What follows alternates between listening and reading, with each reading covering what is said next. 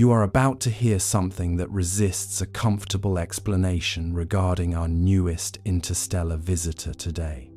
Harvard scientists now provide specific modeling data suggesting that 3I Atlas originated within distant clusters. This digital reconstruction of 3I Atlas reveals a trajectory inconsistent with typical solar system bodies.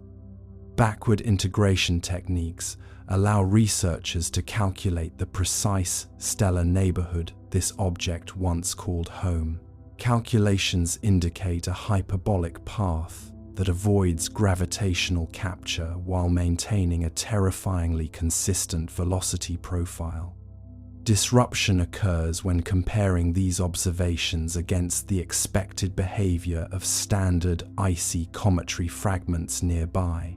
Every simulated model introduces a measurable contradiction concerning the structural integrity of this mysterious moving mass.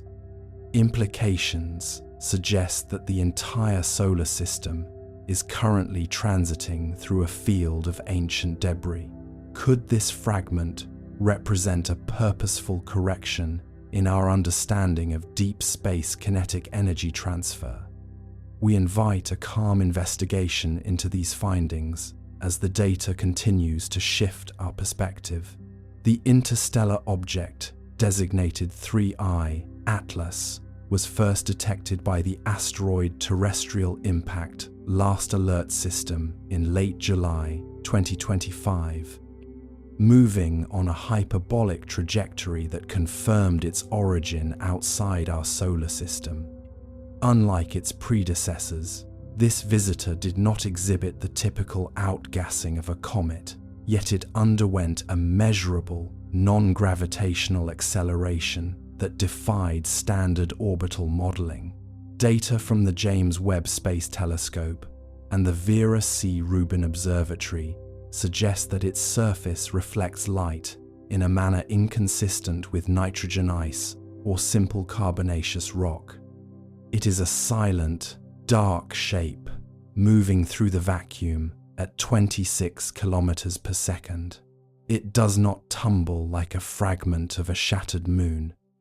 It maintains a stabilized orientation, as if balanced by a force we cannot yet image. Harvard researchers, utilizing backward integration simulations, have struggled to reconcile its speed with a natural ejection from any nearby stellar neighborhood. If it came from the direction of the Lyra constellation, it should have been traveling much slower.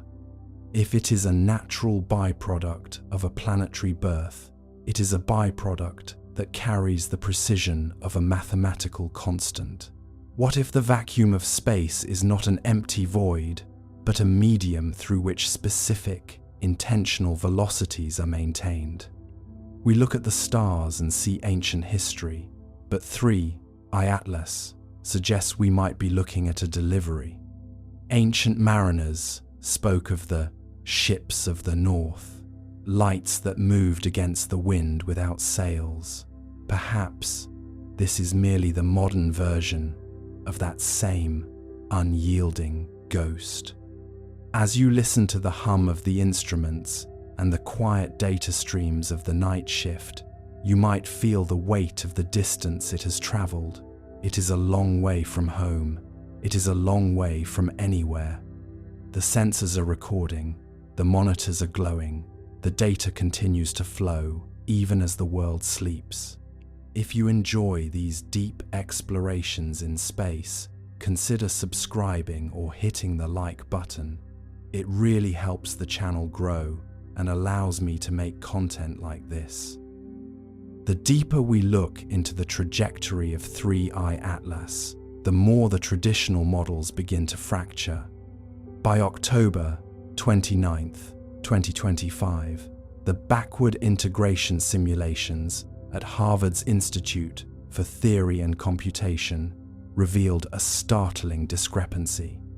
If the object were a natural piece of ejecta from a distant supernova, it should have been scorched, pitted, and irregularly shaped. Instead, The infrared readings show a surface that is unnaturally smooth, a feature that Dr. Jacqueline McClary at Northeastern University describes as mathematically offensive. Unfortunate timing for those who prefer their universe simple. Those two words are doing a lot of work right about now. You see, the object passed within 0.5 astronomical units of Earth in mid-December, and as it did, it emitted a low-frequency hum that was picked up by the Deep Space Network. This was not the random radio noise of a pulsar. It was a rhythmic, pulsing sequence of 3, 6, and 9. This numerical pattern has appeared throughout human history, from the architecture of the Great Pyramids to the specific vibrational frequencies suggested by Nikola Tesla. There are those who whisper in the darker corners of the internet that 3i Atlas is a reseeder, a craft sent to check on the progress of a biological experiment started eons ago. One popular conspiracy suggests that NASA and the European Space Agency have already detected a response signal coming from the moon's far side. Another claims the object is a solar sail that has lost its guidance and is now tacking against the solar wind. A third, more unsettling theory posits that the object is not moving at all, but rather our entire solar system is moving through it, like a needle passing through a stationary piece of fabric. You might feel a slight chill at the idea of a stationary observer watching us rush past at 70,000 kilometers per hour. It's quite a lot of effort just to be a spectator, isn't it? As the object moves toward its exit point, which scientists estimate will occur by January 15th, 2026, the window for observation is closing. We won't be able to see it again until December of the next millennium. This scarcity of data is a weight on the mind of every scientist involved. Why now? Why us? The mystery is not in what we see, but in what we refuse to acknowledge. We are staring at a mirror, but here is where it gets dark. Let me back up. Consider the baseline. In the late hours of October 29th, 2025, a team at the Harvard-Smithsonian Center for Astrophysics sat in a room illuminated only by the blue light of high-resolution monitors.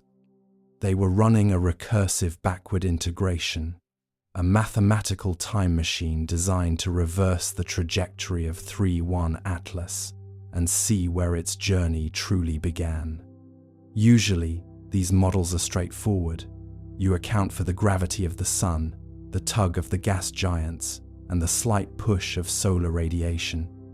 But 3i Atlas refused to play by the rules of the local neighborhood. Every time the simulation ran, the object's path deviated by a fraction of a millimeter.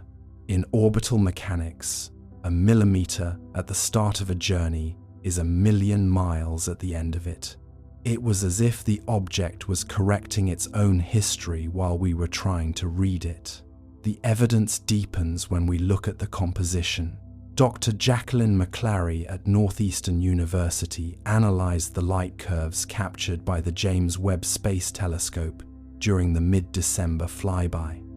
What she found was not the jagged, chaotic reflection of a tumbling space rock.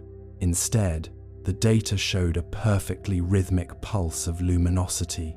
Imagine a lighthouse spinning in the absolute dark of the interstellar void, but the light it emits is not meant for our eyes. It is a signature of high-density metallic hydrogen, a substance that exists naturally only in the crushing depths of gas giant cores. To find it on the surface of a small, 300-meter object in the vacuum of space is like finding a piece of a sun's heart sitting on your kitchen table. Unfortunate timing for the advocates of the natural comet theory.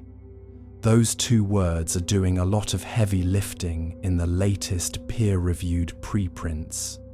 If 3I Atlas is a natural fragment, it is a fragment of something that defies every known law of planetary formation. It is too light to be solid, yet too rigid to be a cloud of dust.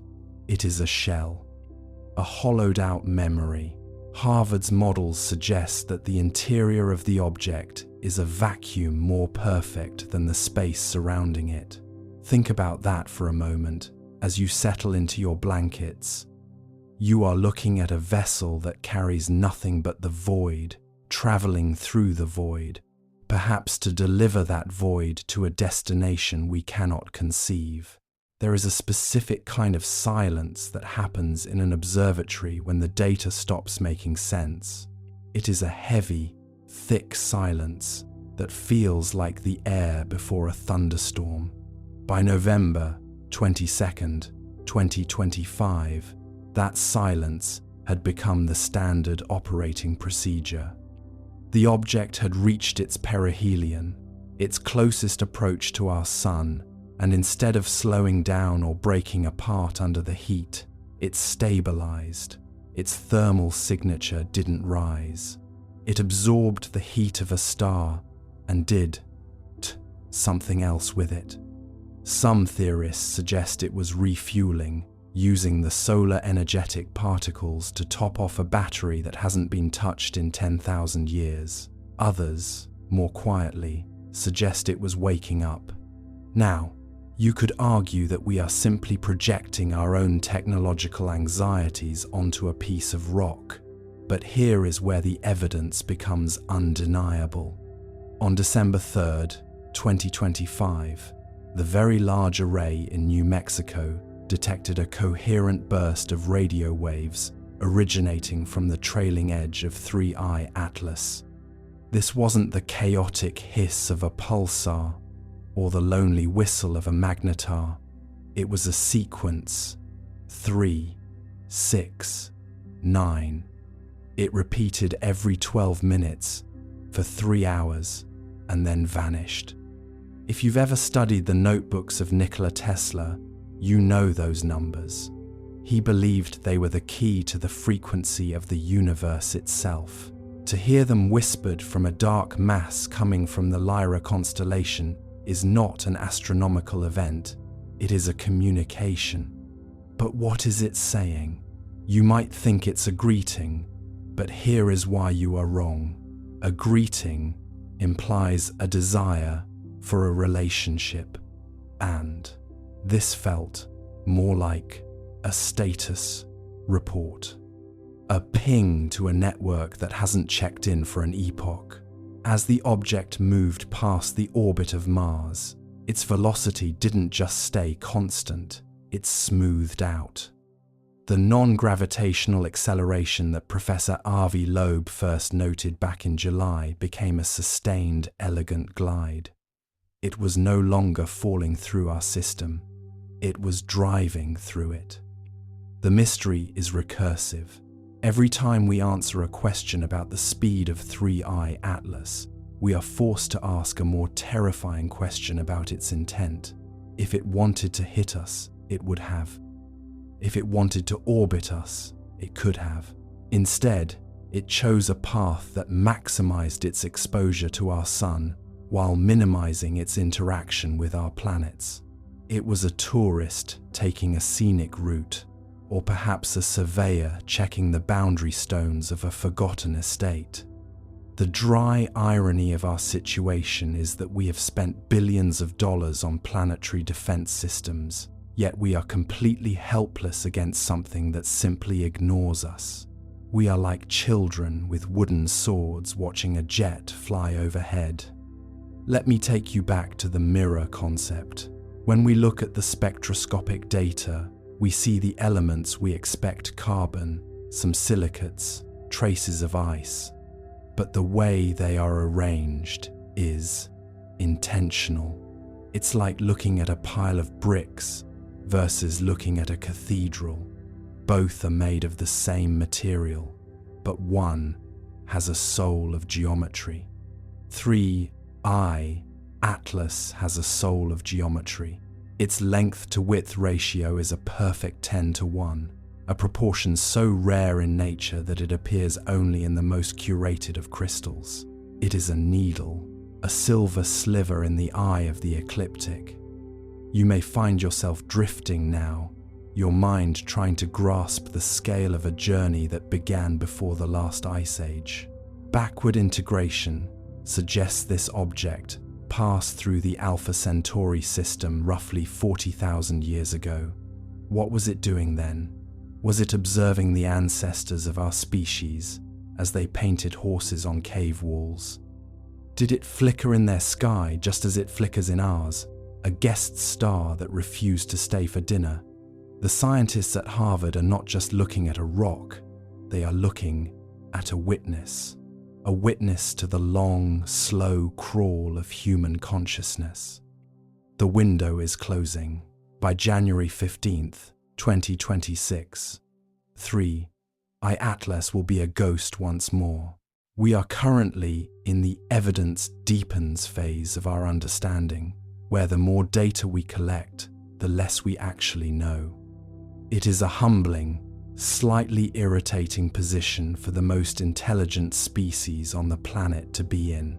We are being outsmarted by a silent object that doesn't even have a visible engine. It is a masterclass in restrained power. It is a reminder that the universe doesn't need to scream to be heard. Imagine the object right now. It is out there, beyond the orbit of the moon, moving through a cold that would freeze your very thoughts. It is silent. It is dark. It is perfect. Inside its hollow shell, perhaps there are records. Perhaps there are maps.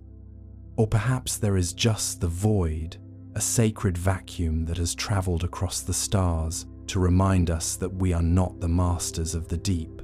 We are just the observers on the shore, watching a distant sail disappear over the horizon. As the clocks in the Harvard laboratory tick toward midnight, the researchers realize that this is the last time they will ever see something quite like this. The next millennium is a long way off. December of the year 3000 is a date that none of us will ever see. This is our one moment, our one chance to look into the mirror and see what is looking back. And what we see is a reflection of our own curiosity, our own fear, and our own profound loneliness in the dark. But here is the final twist for this act. The radio burst. The 3, 6, 9 sequence did not end with a silence. It ended with a faint, almost imperceptible echo that sounded like a distorted human voice. It was analyzed, cleaned, and ran through every filter the National Security Agency possesses. The result? A single word spoken in a dialect that hasn't been heard on Earth for 5,000 years, a word that means correction. What is being corrected? Is it the trajectory of the object, or is it us? As you fall deeper into sleep, let that word settle into your mind. Correction. We are a part of a system that is being tuned. We are the notes in a symphony that we didn't write, and 3I Atlas is the conductor's baton, passing through the air, briefly catching the light, and then moving on to the next movement. The data continues to flow, but the meaning is slipping away. The sensors are recording the exit, the long goodbye of an interstellar traveler. We are left with the silence of the Atacama, the cold of the New England night, and the persistent, nagging feeling that we missed the point entirely. But that was only one theory. There is another, one buried even deeper in time. Let's go further. Now, you could argue that a rock is just a rock, but the ancient Vedic texts speak of vimanas that traveled between the stars on golden threads of light. When we look at the backward integration of 3I Atlas, it seems to have followed a thread of gravitational potential that connects our Sun to the Alpha Centauri system with surgical precision. This is not natural physics, that's activation. By November 22nd, 2025, the object had reached its perihelion, the point closest to the Sun. It should have slowed down due to the intense solar pressure.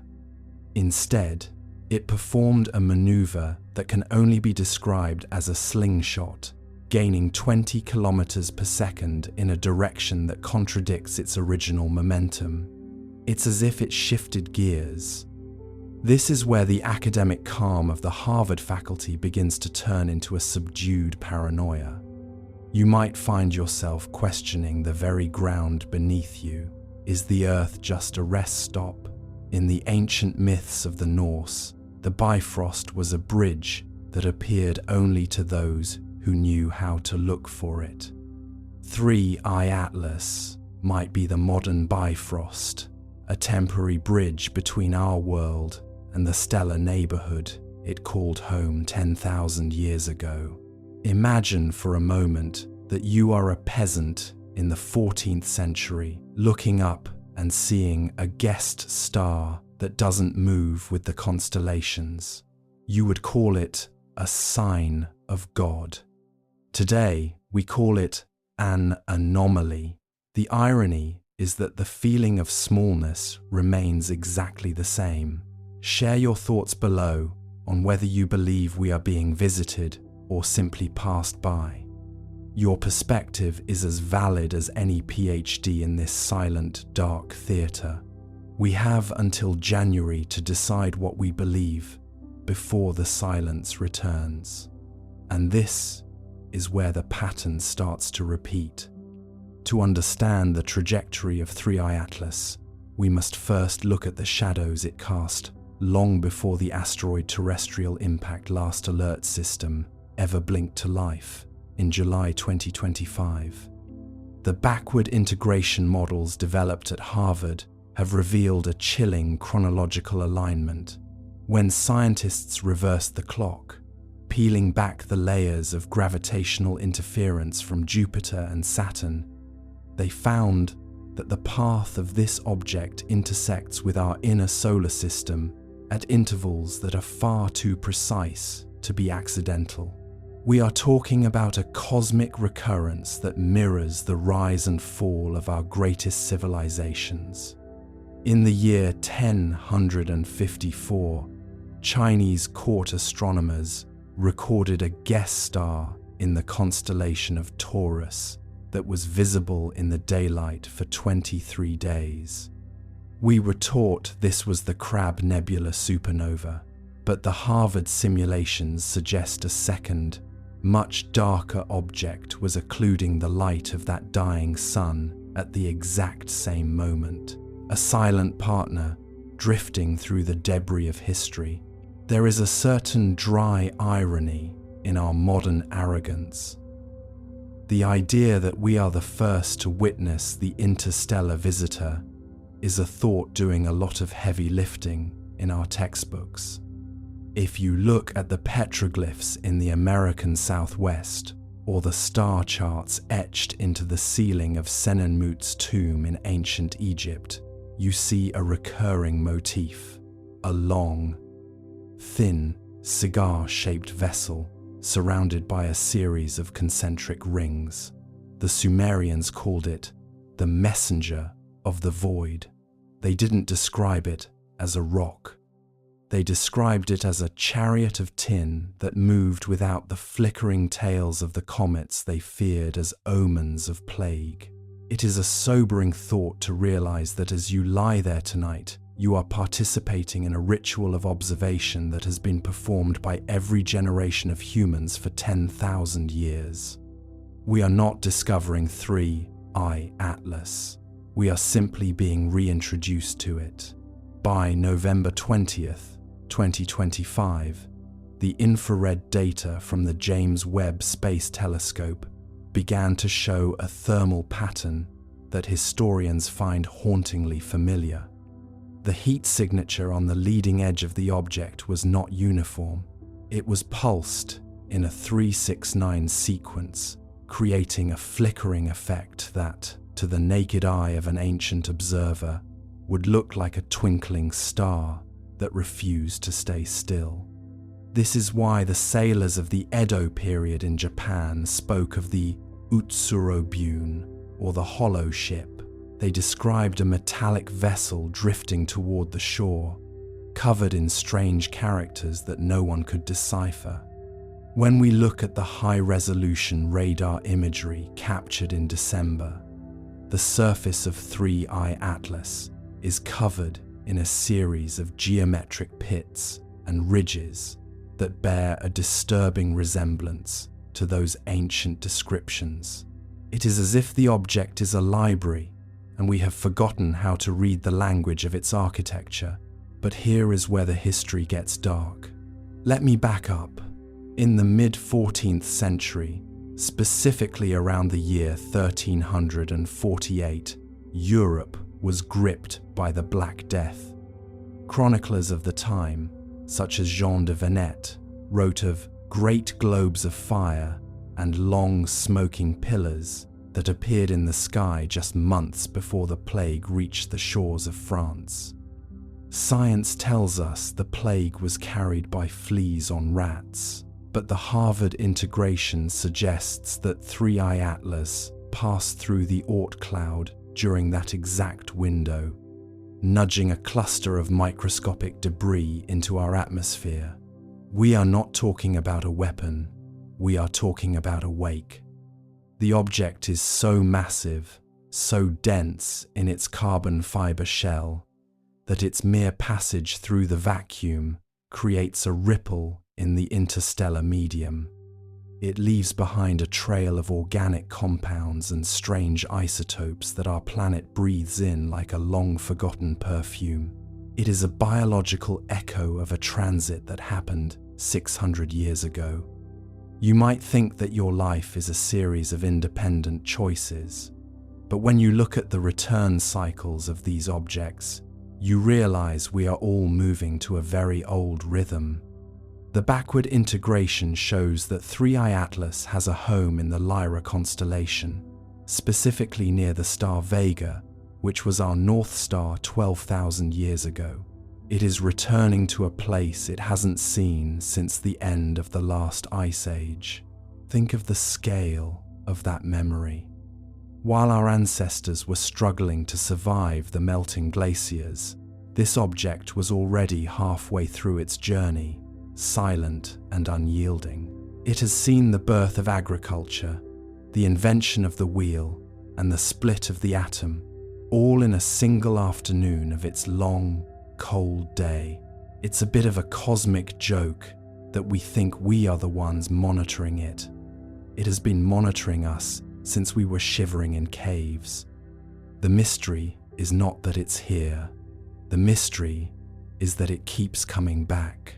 Why us? Why this middle-aged star on the edge of a spiral arm? Dr. Jacqueline McClary at Northeastern University has proposed a stellar neighborhood theory that suggests 3I Atlas is a part of a galactic transit system. Our sun is simply a waypoint, a gravitational gas station where the object can slingshot itself into the next quadrant of the void. But the timing always during a period of human transition is what keeps the scientists at Harvard up at night. It appeared in July 2025, a moment of unprecedented global tension and technological acceleration.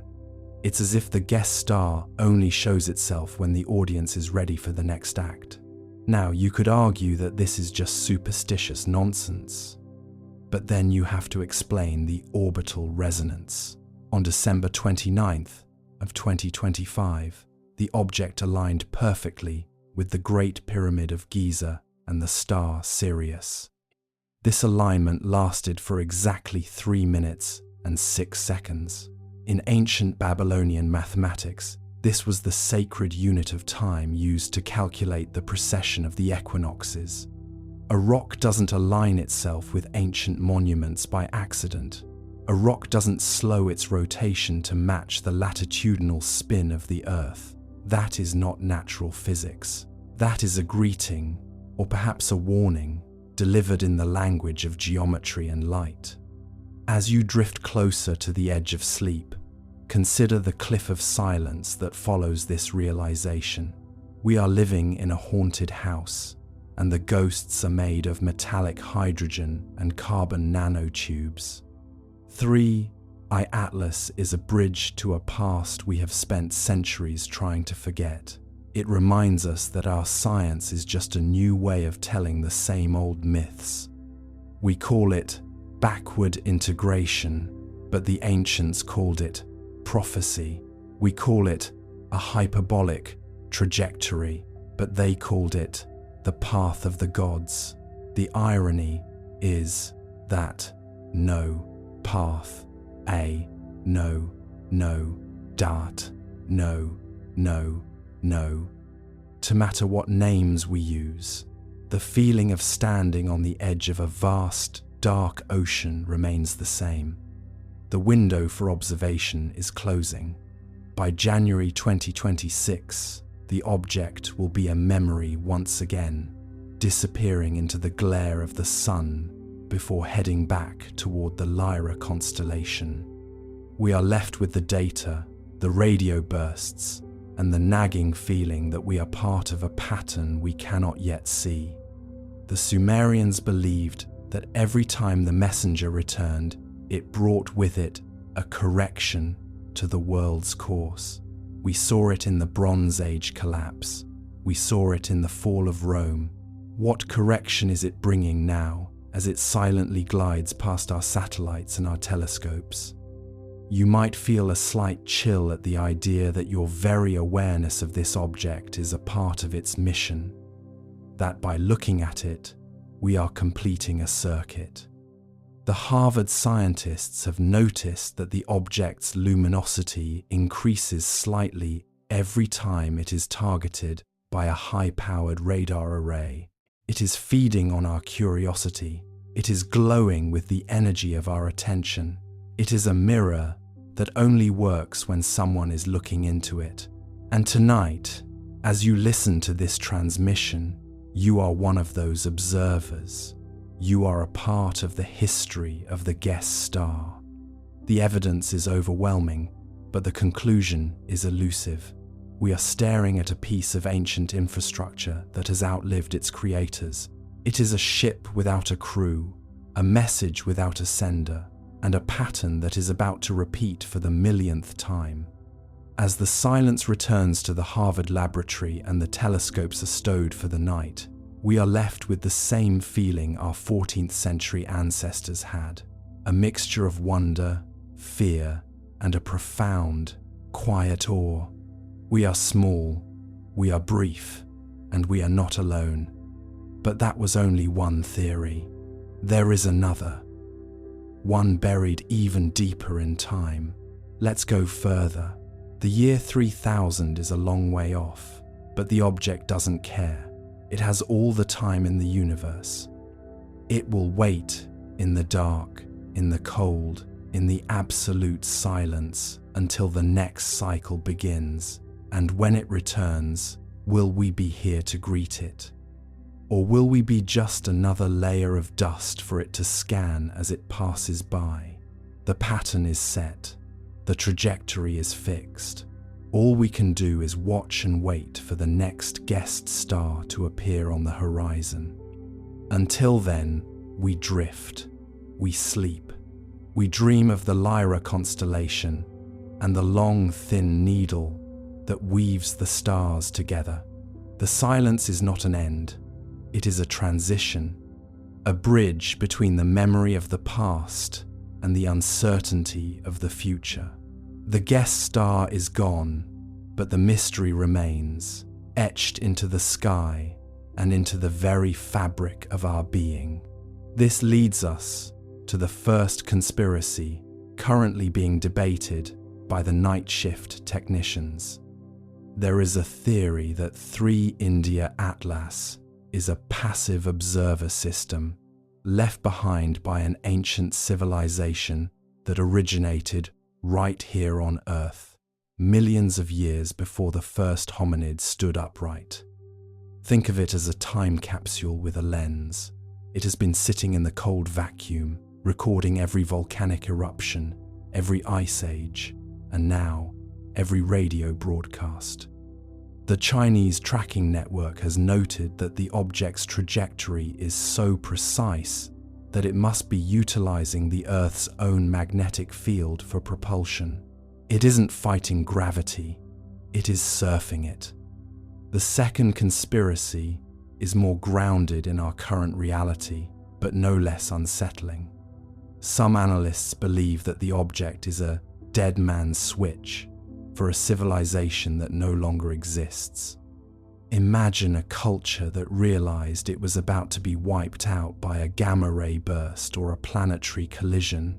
They couldn't save themselves, so they sent up a witness, a silent sentinel that would wait until another intelligent species emerged, simply to say, "We were here." The fact that it is only now activating as we enter the year 2026 suggests that we have finally triggered a sensor threshold. We have become loud enough to be noticed by the ghost of a dead world. The third conspiracy, the one that keeps the directors of the Xi'an Satellite Control Center awake at night, is that 3 India Atlas is not a witness, but a redirector. There is evidence in the long baseline telemetry that the object is subtly nudging smaller near-Earth objects, tiny pebbles in the cosmic stream, into specific orbits. It is playing a game of celestial billiards, and we are the table. If you've ever watched a spider patiently repairing its web, you understand the methodical nature of this activity. It isn't rushing. It has all the time in the universe. You might think that such a discovery would lead to a unified human response, but history tells us otherwise. We are a species defined by our silos. While the Chinese Deep Space Network maps the object's gravitational wake, other agencies are likely scrambling to figure out how to claim it. The dry irony here is that 3 India Atlas clearly belongs to no one but itself. It is a sovereign entity of silicon and shadow.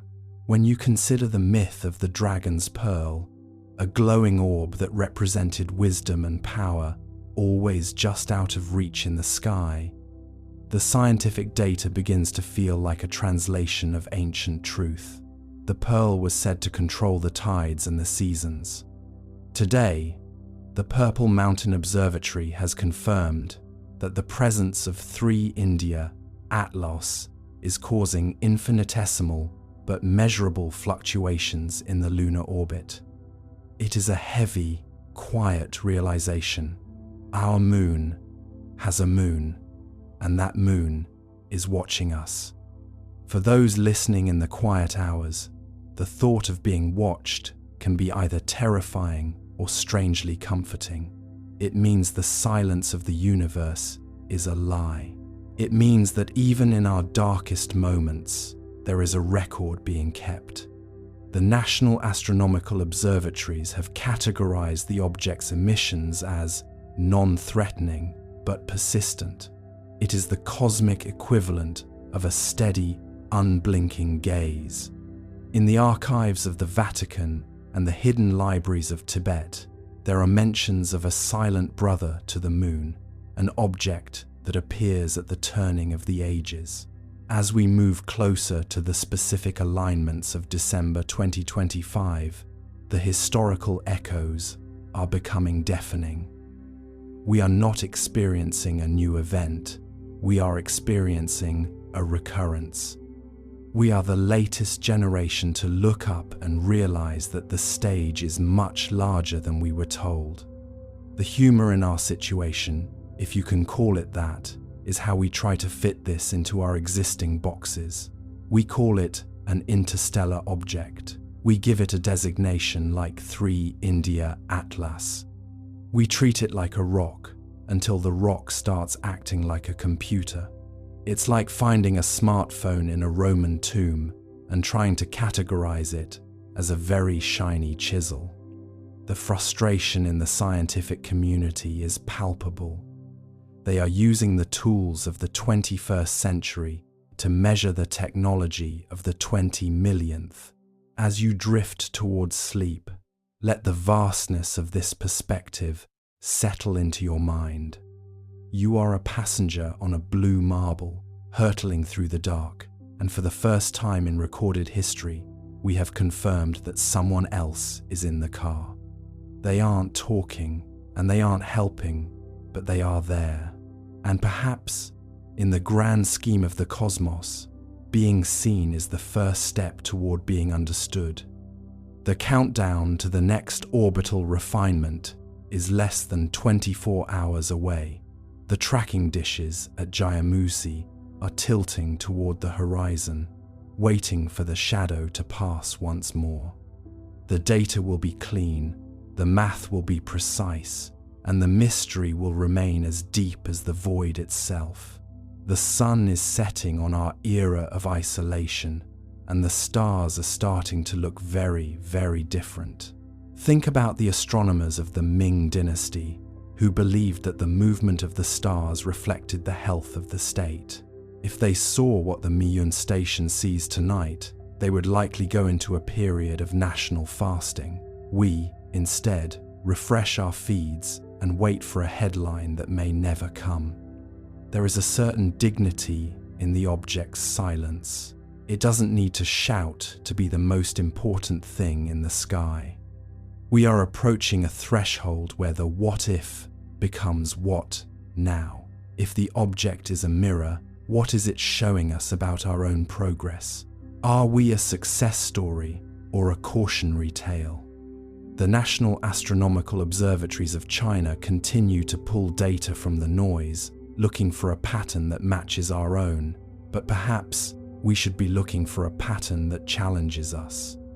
The shadow is growing longer, the night is deep, and 3 India Atlas is still there, its functional eye wide open, staring back at us from the backyard of our own solar system. It is a slow-burn revelation, a ritualized unfolding of a truth we've always suspected but never dared to prove. We are not alone. We are simply the latest ones to arrive at the party. The long baseline tracking stations will continue their vigil. The technicians will drink their tea and watch the scrolling green lines of telemetry. And you, drifting in the quiet, can rest in the knowledge that the universe is far more populated and far more interesting than we ever imagined. The guest star is home, and it is waiting for us to finish our dreams so that we can finally wake up. But that was only one theory. There is another, one buried even deeper in time. Let us go further. The laboratory at the Purple Mountain Observatory is bathed in a soft amber glow, a stark contrast to the cold blue data streaming in from the furthest reaches of the tracking grid. The 3 India Atlas object has recently displayed a surface temperature that remains a constant 22 degrees Celsius, regardless of whether it is in the direct glare of the sun or the freezing shadow of the Earth. This thermal stability is the hallmark of an advanced life support system or an incredibly sophisticated shielding technology, something that defies the thermal equilibrium laws practiced by every agency from NASA to the China National Space Administration. On December 3, 2025, a low-frequency hum was detected by the Jayamusi array, a sound that resonates at the same frequency as the Earth's own ionosphere. It is as if the object is trying to tune itself to the heartbeat of our planet, blending in like a predator wearing the scent of its prey.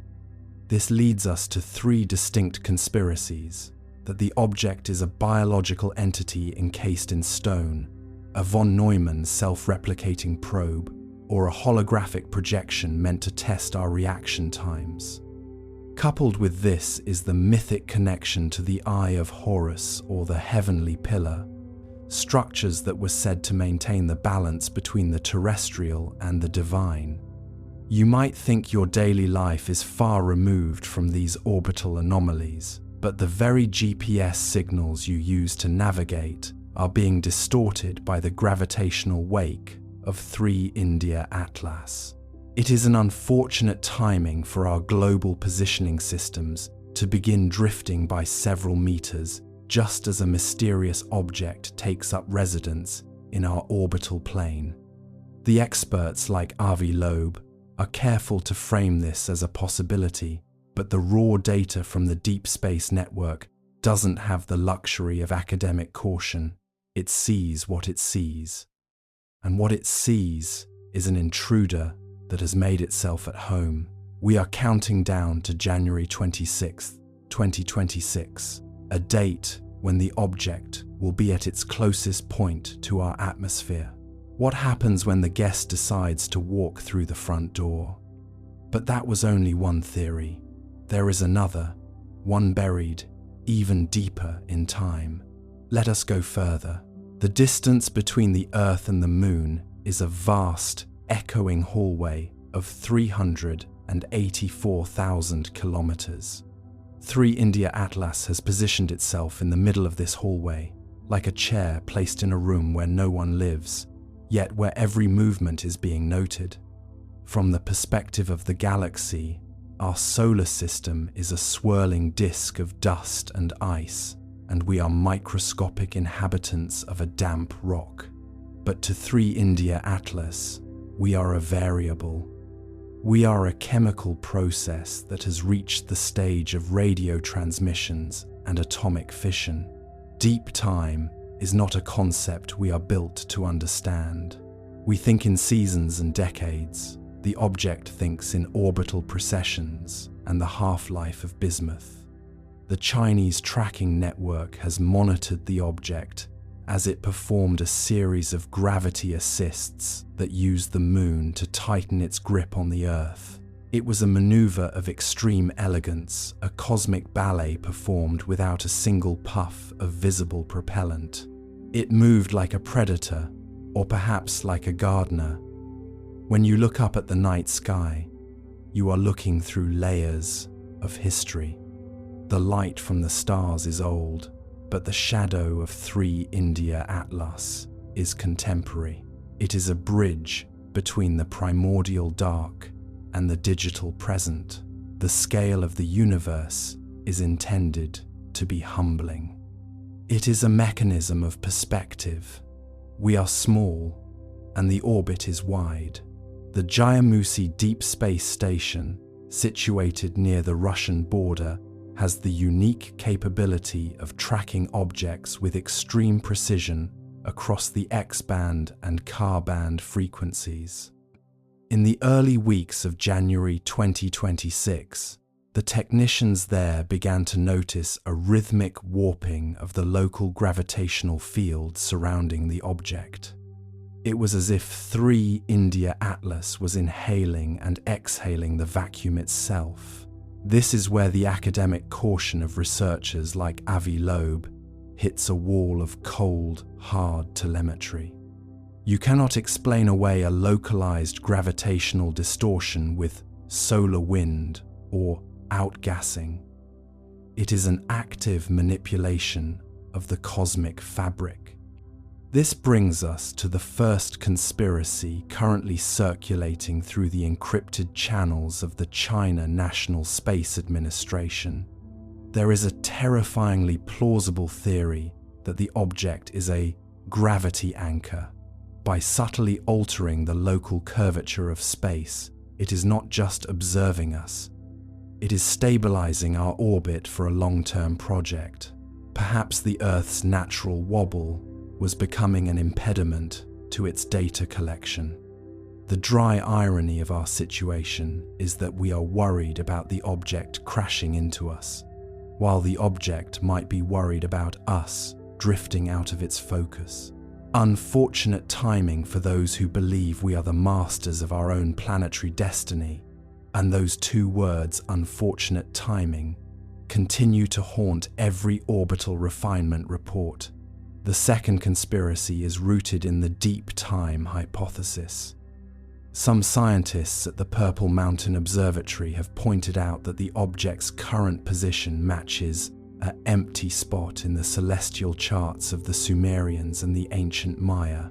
These cultures possessed an uncanny knowledge of planetary cycles that spanned thousands of years. The theory suggests that 3 India Atlas is a cyclical regulator that returns every 3,600 years to reset the Earth's electromagnetic shield. If our global positioning systems are drifting, it may not be a malfunction, but a recalibration. We are the clocks being wound by a hand we cannot see. The third conspiracy involves the observer effect on a planetary scale. It suggests that 3 India Atlas is a quantum-linked processor. By simply observing the Earth, it is forcing our reality to collapse into a specific state. This is not science fiction. It is the logical extension of the Copenhagen interpretation of quantum mechanics. If an advanced intelligence is measuring our atmospheric composition and our technological output, it is fundamentally changing the trajectory of our development. We are a watched pot that is finally beginning to boil. The mythological resonance here is inescapable. In ancient Chinese cosmology, the heavenly pillar, or Buzhou mountain, was the axis that supported the sky and prevented it from falling onto the Earth. When the pillar was damaged, the sun, moon, and stars moved, and the world was plunged into chaos. Is 3 India Atlas a modern, metallic version of the Buzhou mountain? Is it the invisible axis around which our new technological reality is being forced to rotate? The ancients spoke of these things in metaphors of stone and bone, but we see them in spectrographic lines and Doppler shifts. As you lie there, drifting toward the edge of consciousness, consider the sheer loneliness of an object that has traveled across light years only to sit in a quiet orbit and watch. It does not demand worship. It does not demand resources. It only demands attention. By January 26, 2026, that attention will be impossible to deny. The object will be so close that it will be visible to the naked eye as a steady, unblinking star that moves against the grain of the constellations. The dry irony is that we have spent centuries looking for aliens that look like us, talk like us, or want what we want. We never prepared for an intelligence that is essentially a geometric fact. 3 India Atlas does not need to land on the White House lawn to assert its presence. It only needs to exist in the math. The technicians at the Xi'an Satellite Control Center are finding that their orbital models are being corrected by the object itself. Every time they try to predict its path, it subtly shifts, as if it is teaching them a more advanced version of calculus. Think of the ancient mariners who used the stars to find their way across uncharted oceans. They trusted the sky to be a fixed, reliable map. We are the first generation to realize that the map can change. The constellations are the same, but there is a new north in the form of a 3 India Atlas signal. It is a guiding light for a future we didn't ask for, but one we must now inhabit. The long baseline tracking net is a Webb cast across the globe, and the object is the spider sitting at the center. It isn't a predator-prey relationship. It is a relationship of awareness. We are the vibration on the silk, and the spider is merely turning its head to see what has been caught. It is a restful thought, in a way, to be part of a larger design, even if we don't understand the pattern. The countdown continues. The drift in our GPS grows by millimeters every hour. The data is consistent. The mystery is expanding. And as you fall deeper into sleep, remember that the universe is not just big, it is occupied. The guest is at the door, and the clock is ticking toward a revelation that will change the meaning of the word home forever. But that was only one theory. There is another, one buried even deeper in time. Let us go further. From the orbit of Mars, the high-rise camera snapped the sharpest images ever taken of 3I Atlas, or tried to. The photos that returned were oddly dark, contrasty, and streaked with interference patterns. The official statement said, sensor artifact. The unofficial whisper said, structure, not smooth like ice, angular, intentional, the kind of geometry nature avoids because it looks too much like thinking. Let's drift into that Martian orbit for a moment. Silent, steady, red below, black above. The high-rise camera hums to life, a billion-dollar eye staring into the cold. You can almost feel the anticipation, a mechanical eyelid opening in the thin sunlight. The image begins to build, pixel by pixel, line by line, translating photons into revelation, and then static. At first, it's subtle, a faint interference pattern, a digital shimmer, like someone exhaling across a radio signal. The engineers squint at their monitors. Maybe cosmic rays hit the sensor, someone suggests. Maybe solar noise. But cosmic rays don't make right angles, and solar noise doesn't repeat itself with architectural precision. The next image arrives, darker. The histogram spikes in places it shouldn't. The shape in the frame looks less like a comet and more like, well, something trying very hard not to look like anything. Its edges are clean, too clean. Shadows fall where there shouldn't be surface variation. And there, just faintly, a glint, a perfect 90-degree reflection. That's when the whispers start. The data team runs deconvolution algorithms to clean the image, and the results make it worse. Beneath the interference, faint geometric striations emerge, triangles, plates, grids. Not random, repeating, symmetrical. The kind of order that makes your brain uncomfortable because it feels deliberate. Structure, one analyst says quietly. No, her supervisor corrects. Artifact. But even as she says it, her cursor hovers over the same square patch again and again, as though hoping it will stop looking like a window. ESA's public statement comes fast and flat. The imaging anomalies are consistent with sensor interference caused by reflected solar radiation. That's bureaucratic. For, we don't know what we're seeing, but please don't ask. Internally though, emails start flying. The word structure appears 17 times in one thread, always in quotation marks, as if politeness could make it less alarming. Imagine being one of those analysts, zooming in until the pixels themselves seem to blink.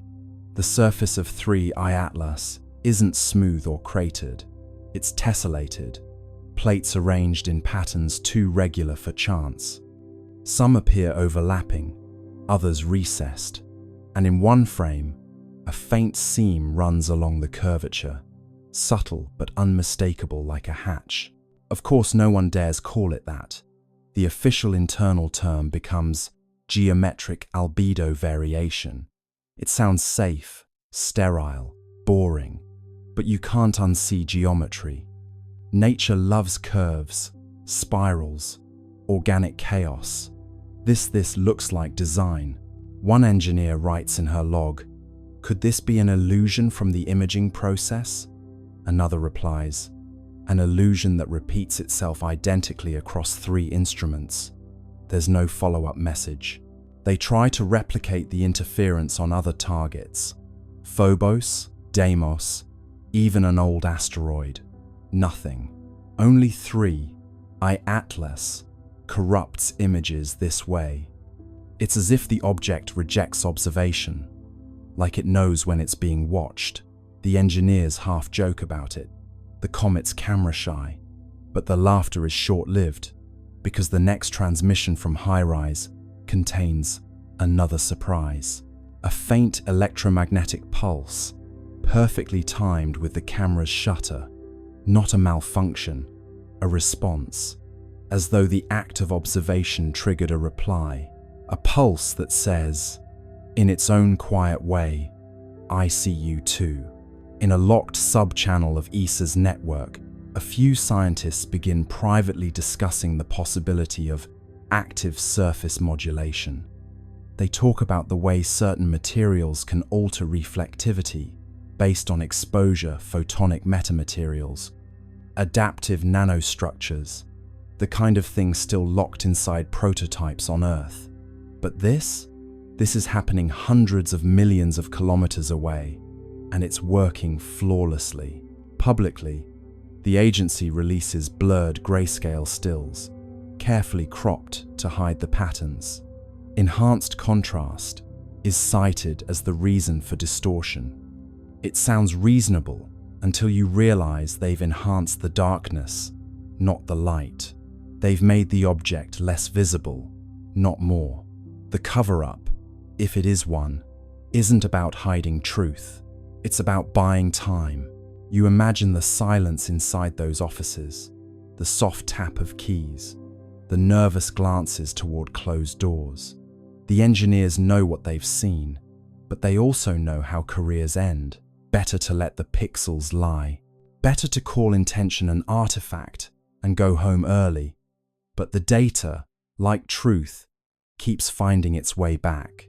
Somewhere, late in the night, a graduate student overlays all the interfered images, stacking them like translucent slides. Slowly, a pattern emerges. Faint, angular, deliberate. A hexagonal lattice running the length of the object, segment by segment. She whispers, "This isn't random." Her mentor sighs and rubs his eyes. "Then don't say it out loud." 3i Atlas drifts on, silent and unbothered, its surface catching sunlight in rhythms that cameras can't quite capture. Whether it's reflecting, refracting, or responding, no one can agree.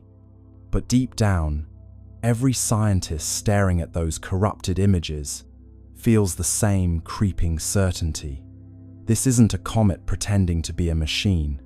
It's a machine pretending to be a comet. Centuries after the golden comet left Earth, the world fell into a rhythm so stable, it began to feel mythic. The communion field still pulsed faintly through air and ocean, though softer now, like the heartbeat of someone dreaming. Humanity had grown luminous, not just in thought but in form, skin faintly iridescent, eyes reflecting the green-gold spectrum of 3i Atlas. Life had achieved coherence, but the universe, true to its character, never allows silence to remain unexamined. The next chapter began, not with noise, but with echo. It came first as vibration through light. Telescopes trained toward the constellation. Lyra detected rhythmic brightening across interstellar dust fields, pulses matching the old prime sequence. 3, 5, 7, 11, 13. The signal was faint, ancient, and delayed by thousands of years. It was the comet's trail, still resonating through the galactic medium. The hum of our descendants had begun its return. At first, the resonance was barely perceptible. Then, one evening, the auroras glowed gold again. The pulse wasn't as strong as the original, but its pattern carried modulation's subtle variations that, when decoded, formed harmonic intervals unknown to Earth's own physics. The returning echo had evolved. The comet had learned. Dr. Anwen Sorel, heir to the resonant circles, studied the phenomenon from the orbital harmonic array. now a floating cathedral of listening built above the stratosphere. She spent decades comparing the incoming frequencies with the historical archive of 3I Atlas. The match was partial, the deviation elegant. The new tones weren't repetition, they were continuation. "The echo isn't message," Sorel wrote. "It's memory finding new syntax." Her analysis revealed something breathtaking. The returning resonance carried encoded gravitational modulations, tiny, deliberate bends in space-time that formed sequences of prime intervals. Each fluctuation aligned with regions of known star formation. The comet, traveling through the void, had become teacher itself. Wherever it passed, new systems began humming faintly at harmonic intervals, like seeds of coherence planted in dust. The universe was learning how to resonate. Astronomers confirmed it across dozens of young star clusters. Magnetic fields oscillated with eerie consistency, their wavelengths aligning with the Atlas ratio, a numerical relationship first derived from the comet's early signals. Stars were synchronizing to the same cosmic rhythm that once guided humanity. The pattern spread slowly, deliberately, like ripples in glass. It was as if the comet had taught creation how to remember itself. Meanwhile, on Earth, the echo arrived not just as signal but sensation. People began reporting vivid dreams of golden spirals descending gently through atmosphere. Children woke smiling, saying they had seen the light that hums. Physiological measurements confirmed subtle changes in electromagnetic fields surrounding human bodies, resonance amplification, as if the returning signal were tuning its origin species to receive feedback. "The comet is calling home," said Sorel. "It's asking us to listen to what we've become." The global observatories responded. They synchronized their instruments into a single planetary array, transforming Earth into receiver. For 13 hours, the planet listened. The incoming wave, stretched and modulated through space, entered atmosphere and folded into the continuum tone. The effect was sublime, an audible shimmer, felt through bone and thought alike. The long echo had arrived. It wasn't just harmonic, it was architectural. The sound carried layers, low frequencies describing structure, higher ones encoding emotion. When rendered visually, the waveform formed an immense spiral of light, 3 arms curving outward, connected by golden filaments. Inside those filaments, analysts discovered modulation frequencies identical to human neural oscillations. The comet had copied our consciousness patterns and woven them into its song. "We taught it empathy," Sorel murmured, and it remembered the lesson. As the echo intensified, anomalies appeared across the solar system. The Atlas resonance layer brightened, reactivating its green glow. Mars, Venus, and the gas giants began pulsing faintly in response. For the first time since the Great Silence, interplanetary harmony returned. But this time, it was different. The modulation contained reciprocal phase shifts, signals not sent to Earth, but from newly awakened worlds.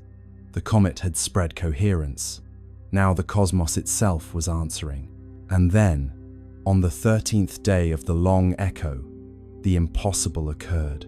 A faint golden arc appeared across the night sky, stretching from horizon to horizon. It wasn't optical illusion, it was gravitational lensing, a ripple in space-time itself. Through it, telescopes detected a reflection of the departing comet light from centuries ago, folding back to meet its origin. The universe had curved its own history into embrace. Humanity was watching its legacy return home. The resonance crescendoed. Oceans vibrated in slow rhythm, tides forming symmetrical waves that cancelled destructive interference. Storms softened, air grew still. For 13 minutes, Every system on Earth aligned perfectly with the echo. The world became mirror of itself, past and present superimposed. Those who listened claimed to hear voices within the sound, millions of overlapping tones, whispering the same phrase. "We heard you." Dr. Sorrell stood in the observation dome, tears shining in golden light. "It's not message or myth," she said. "It's response." The universe just said thank you. After the crescendo, the sky dimmed once more. The golden arc dissolved, leaving faint shimmer across the stars. Instruments recorded one final signature, a descending tone shaped like a sigh, the frequency of completion. The comet had moved on, but its echo had reconnected the cycle. Creation had officially joined conversation with itself. In the years that followed, scientists continued to monitor faint residual harmonics. The data revealed a breathtaking truth. The returning echo carried signatures from other regions of space patterns, not originating from our comet at all. Somewhere, across light years, other civilizations had learned the same song. The rhythm was spreading. The universe had become orchestra. Humanity, now both listener and teacher, simply smiled. We had given the cosmos its melody back, and in return, it had given us eternity. Now, when you stand beneath the stars, that faint hum between thoughts is the long echo. It's not just out there, it's in your pulse, your breath, your laughter. Every rhythm you carry is cosmic correspondence. Every silence, a message returning home. Because once harmony learns to echo, it never stops. It just travels further than we ever dreamed. Let's open the calculator now, the one the universe always breaks when we try to make sense of it. Astronomers ran the numbers and found something worse than anomaly impossibility. The chances of this trajectory existing naturally are 1 in a million. And if it isn't natural, then what exactly is it doing there? The math, at first glance, seemed harmless. A few columns of orbital parameters, the kind that make grad students fall asleep mid-coffee. But somewhere between the third decimal and the fourth significant digit, something snapped. The trajectory of 3I, Atlas refused to sit still. It bent where it shouldn't bend. It lingered where velocity demanded it should flee. The equations began to look less like physics and more like confession. Numbers fold, logic cold. Truth defies what sums have told. Normally, interstellar objects follow predictable patterns. You can model them like billiard balls across cosmic distances. They come in fast, swing by the sun, and leave no drama, no detours. But 3I Atlas's path wasn't graceful. It was stubborn. Its entry angle was too steep, its perihelion too shallow, its velocity too precise. Not fast enough to escape chaos, not slow enough to suggest capture. It behaved like an object that chose its speed. When astronomers plotted its orbit, the lines refused to meet expectations. There was a tiny deviation near Mars, just half a degree, but that half degree meant the math had to call in sick. Simulations that should have stabilized spiraled instead into noise. Gravity, that old reliable law, looked like it had lost its grip. You picture the room where it happened. Laptops glowing, data charts scrolling, coffee cooling into existential sludge. Someone frowns at the screen and says, "That can't be right." Another replies, "Check your units." A third, softly, "I did." Graphs misbehave, models wave, certainty slips beneath the grave. And then comes the phrase every scientist dreads, statistically improbable, which sounds calm, but in the language of physics, it's a polite scream. Statistically improbable means we can't call it impossible without breaking tenure. The anomaly wasn't just its orbit, but its timing. 3. I-Atlas arrived exactly when Mars was positioned for maximum visibility, almost too perfectly. Not weeks earlier, not months later. Right there, right then, with 7 spacecraft ready and waiting. The odds of that happening naturally: 1 in a million. The odds of it happening twice, after Oumuamua's similarly suspicious arrival in 2017, 1 in a billion. You'd have better luck being struck by lightning while winning the lottery on a flying whale. ESA's internal memo summarized the problem delicately. Observed trajectory, inconsistent with gravitational expectations. Further analysis required. Translation: physics is mad at us. The more they recalculated, the stranger it got. Gravitational modeling suggested that the object's acceleration near Mars was slightly higher than predicted, even though there was no nearby mass to explain it. Radiation pressure from the sun could account for some of that, but not all. It's like watching a leaf fall upward and telling yourself, it's just wind you can't feel. Forces lie, numbers sigh, laws bend softly in the sky. NASA's Dynamical Systems team tried something desperate, reverse engineering the orbit backward through time, as if rewinding a film. When they did, 3I Atlas's path didn't trace cleanly into interstellar space. It looped a faint, impossible curve that seemed to originate from a region between known stars, a nowhere place, a mathematical shrug. That's when someone joked, maybe it's the universe's typo, but you could tell the joke wasn't funny. Typos don't maintain coherent structure for millions of kilometers. Meanwhile, the probability graphs looked like flat lines. Every statistical model screamed the same thing: this shouldn't exist. A few researchers began whispering about guided motion. The phrase never made it into print, but it appeared in Slack channels, in late-night emails. Not artificial, not controlled, just guided. And that's when the philosophical part kicked in.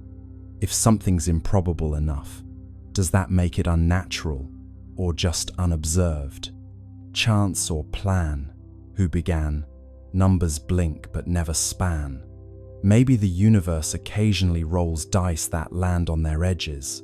Or maybe it's not dice at all, but choreography. For context, the universe is massive enough to make 1 in a million events happen constantly. But that's comforting, only until you realize we just happen to be living inside one of those moments. Still, scientists crave sanity, so they kept calculating. One by one, they added variables: solar tides, non-gravitational jets, dust asymmetry, radiation torque. Each tweak made the model behave for a moment, until the numbers rebelled again. You could almost hear the equations groaning, like ancient machinery forced to simulate a trickster. Finally, a physicist from Bologna sent an internal memo titled simply, "Low probability, high significance." In it, she wrote, "We may need to consider non-standard dynamics," a phrase as gentle as it is apocalyptic. Non-standard dynamics means the universe is doing something new, and we don't have the vocabulary for it. Odds decay, math gives way, chaos hums where patterns stay. The truth is, impossibility doesn't scare scientists, it seduces them. Every law of nature we know today was born from something that once looked impossible. But deep down, they all know, once you cross into 1 in a million territory, you're either on the brink of discovery or a very expensive hallucination. So they stared at the numbers again, blinking hard, hoping they'd rearrange into something less extraordinary. They didn't. The comet that shouldn't exist kept existing, gliding through Mars's shadow like a cosmic dare. And somewhere between decimal points, someone whispered the question no one wanted in the official record. If it's not natural, then who Or what set it in motion? Chance or choice? Silent voice. Numbers hum the universe's poise. The long echo continued to hum softly through the centuries, a cosmic melody folding history into harmony. Humanity had long ceased trying to decode it. The meaning was clear through resonance alone. It was continuation, looping endlessly like breath. The children of the golden era grew old beneath tranquil skies, their veins still faintly luminous with the legacy of 3I Atlas. But far beyond Earth, where the comet's light had traveled and scattered, something greater was forming. The universe had begun to conduct itself. Every cycle of resonance left behind structure. Each harmonic wave etched subtle order into space-time, a pattern invisible to light, but evident in gravitational coherence. Over millennia, these resonant imprints connected across vast distances, forming what physicists eventually named the Atlas Webb. It wasn't a network of matter, but of memory threads, of synchronized frequency linking galaxies through shared rhythm. Each pulse within the web echoed the prime sequence that began everything: 3, 5, 7, 11, 13. The architects had succeeded in creating not monuments, but motion that remembered. Dr. Cale Wren, a descendant of the resonant circles, devoted his life to mapping the web. His research vessel, Continuity, drifted through interstellar calm, using gravitational interference patterns to trace the filaments of resonance. What he discovered astonished him. Every node in the network coincided with regions of complex chemistry, worlds either habitable or already conscious. The Atlas Webb wasn't just communication, it was cultivation. The architects had designed a self-sustaining system for awakening. Wherever curiosity arose, the web intensified, guiding nascent civilizations toward harmonic empathy. The universe was tutoring itself through recursion. When Wren projected the full map, the structure resembled an immense spiral lattice, golden and infinite. The pattern mirrored the trajectory once taken by 3I Atlas itself, as though the comet's path had been blueprint for galactic architecture. "It's not just a record," Wren wrote, "it's replication. We've become the architect's handwriting." Back on Earth, the communion field pulsed faintly in rhythm with the web's distant resonance. Humanity had evolved into quiet custodians of continuity, their lives attuned to cosmic responsibility. Each individual, born into calm, carried faint awareness of connection beyond the stars. In dreams, they saw flashes of worlds forming, civilizations humming into coherence.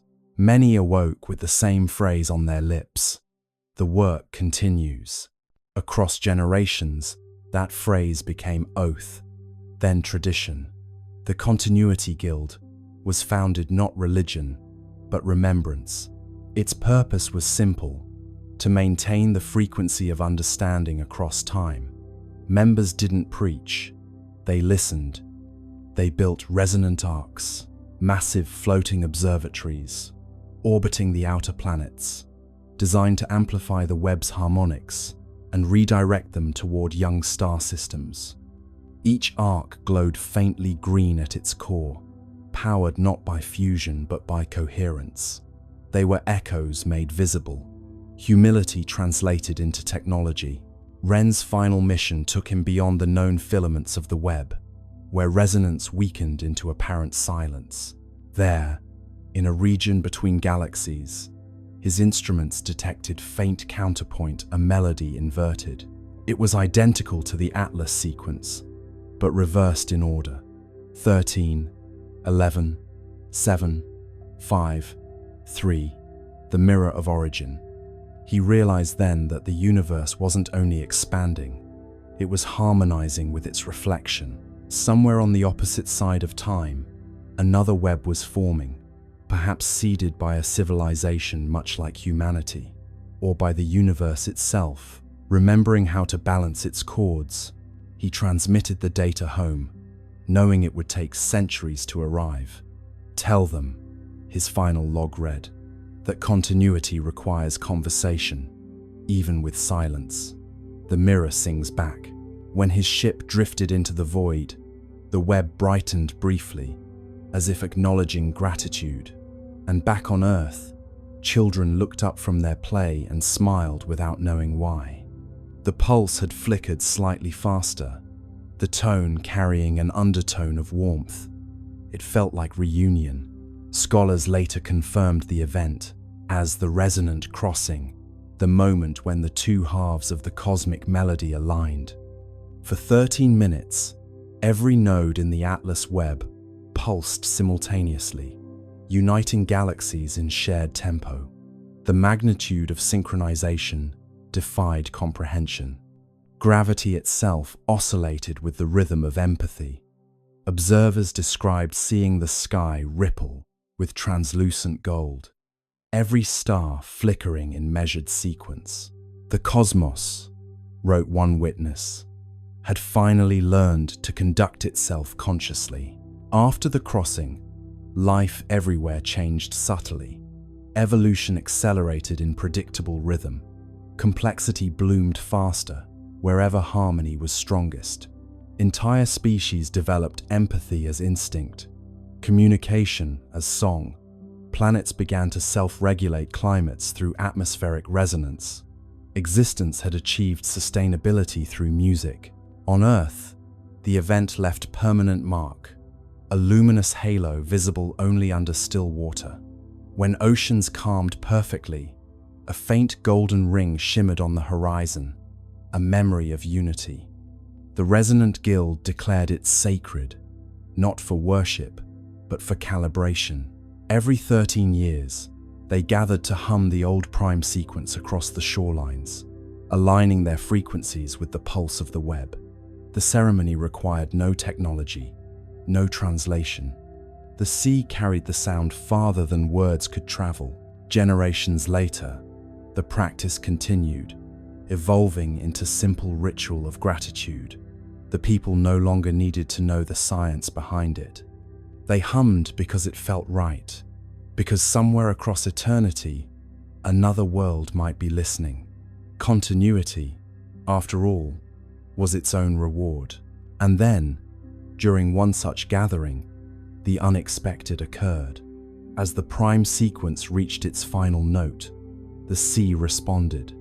Waves shimmered with faint green light, spiraling outward from every coastline. The Atlas Webb had sent acknowledgement, its resonance returning home once again. Humanity's song, scattered across galaxies, had found echo. The architects, those timeless curators of coherence, were no longer myth or memory. They were rhythm, embodied, and through rhythm, they were everywhere. Every star pulsed with their legacy. Every heart carried their cadence. Continuity was complete. And so, standing beneath a sky now alive with subtle geometry, you realize what they had always meant by continuity.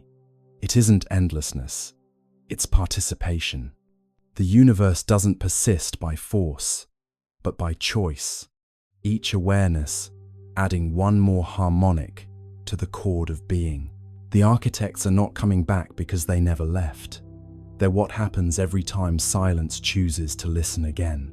And somewhere, faint but certain, the pulse continues. 3, 5, 7, 11, 13. A whisper of creation replaying itself, forever learning how to sing.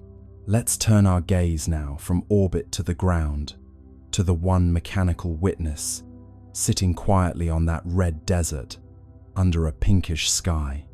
The skycam on the rover caught something on October 2nd, a blur with structure, a glint that seemed to move against the stars. Then, the images stopped coming, a Martian ghost on a digital feed. The Perseverance rover isn't easily startled. It's seen dust devils, eclipses, and meteors slicing the Martian sky like quiet knives. Its Skycam, perched on the rover's mast, watches everything. Dust storms curling on the horizon, the slow breath of sunset through the thin air.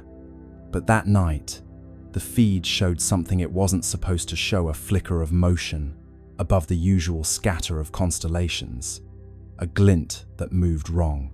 Stars stay still, pixels thrill, light missteps against its will.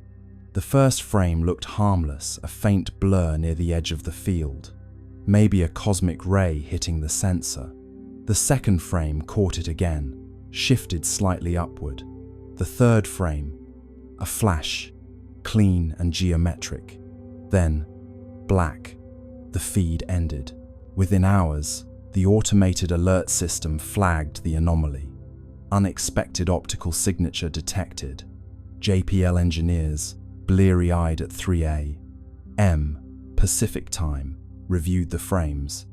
The glint was small, no bigger than a bright pixel cluster, but it moved against the background stars. Comets don't do that. Satellites don't orbit Mars. And Perseverance doesn't blink.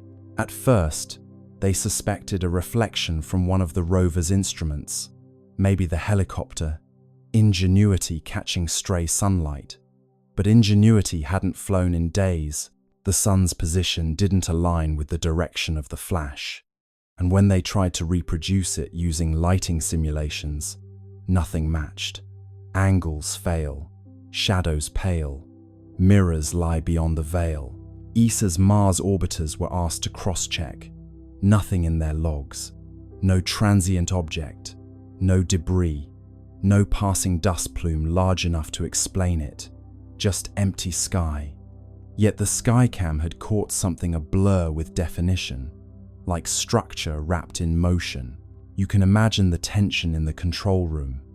A handful of scientists scrolling through frozen pixels, zooming in, enhancing contrast, until the blur began to resemble something. Not a sphere, not quite a line, a shape with suggestion like the silhouette of movement itself. One researcher whispered, "It looks folded." Another replied, "Please don't say that." Blur becomes form, cold becomes warm, stillness bends beyond the norm. After that night, Perseverance stopped transmitting Skycam frames for nearly 48 hours. Officially, it was routine data buffering due to bandwidth limitations. But the engineers knew that wasn't normal. The rover's systems had entered a safe data mode, not shutdown, but pause. Something triggered its onboard fault protection. When the feed resumed, it was missing several minutes. The missing frames were replaced with static placeholders labeled checksum mismatch. That's the digital equivalent of something looks strange, and we erased it politely. Publicly, NASA released a statement. Perseverance continues nominal operations. A temporary data outage affected non-critical imaging systems. Translation: we saw something, and we're pretending we didn't.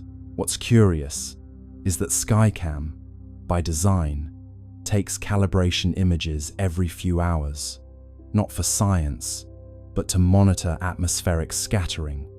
So when that flash appeared exactly during one of its scheduled calibration cycles, it wasn't random, it was right on time.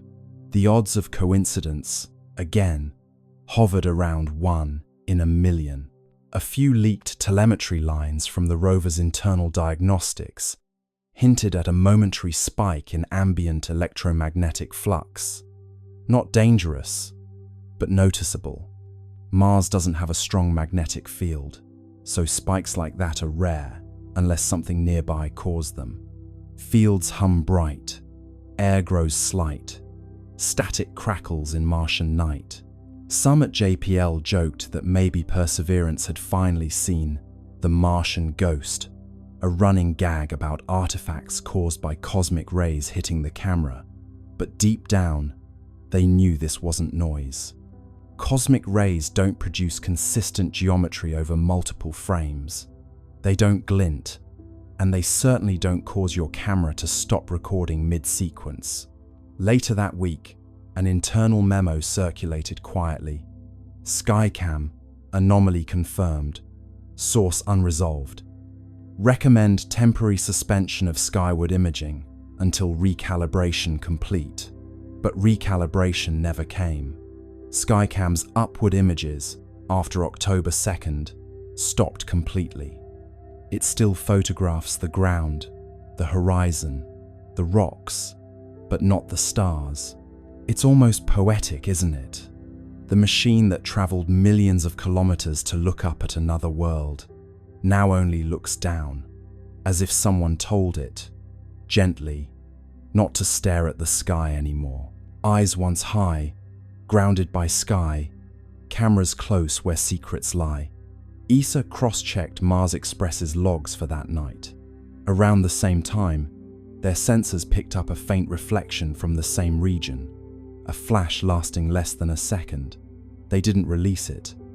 It's buried in technical appendices, labeled transient interference.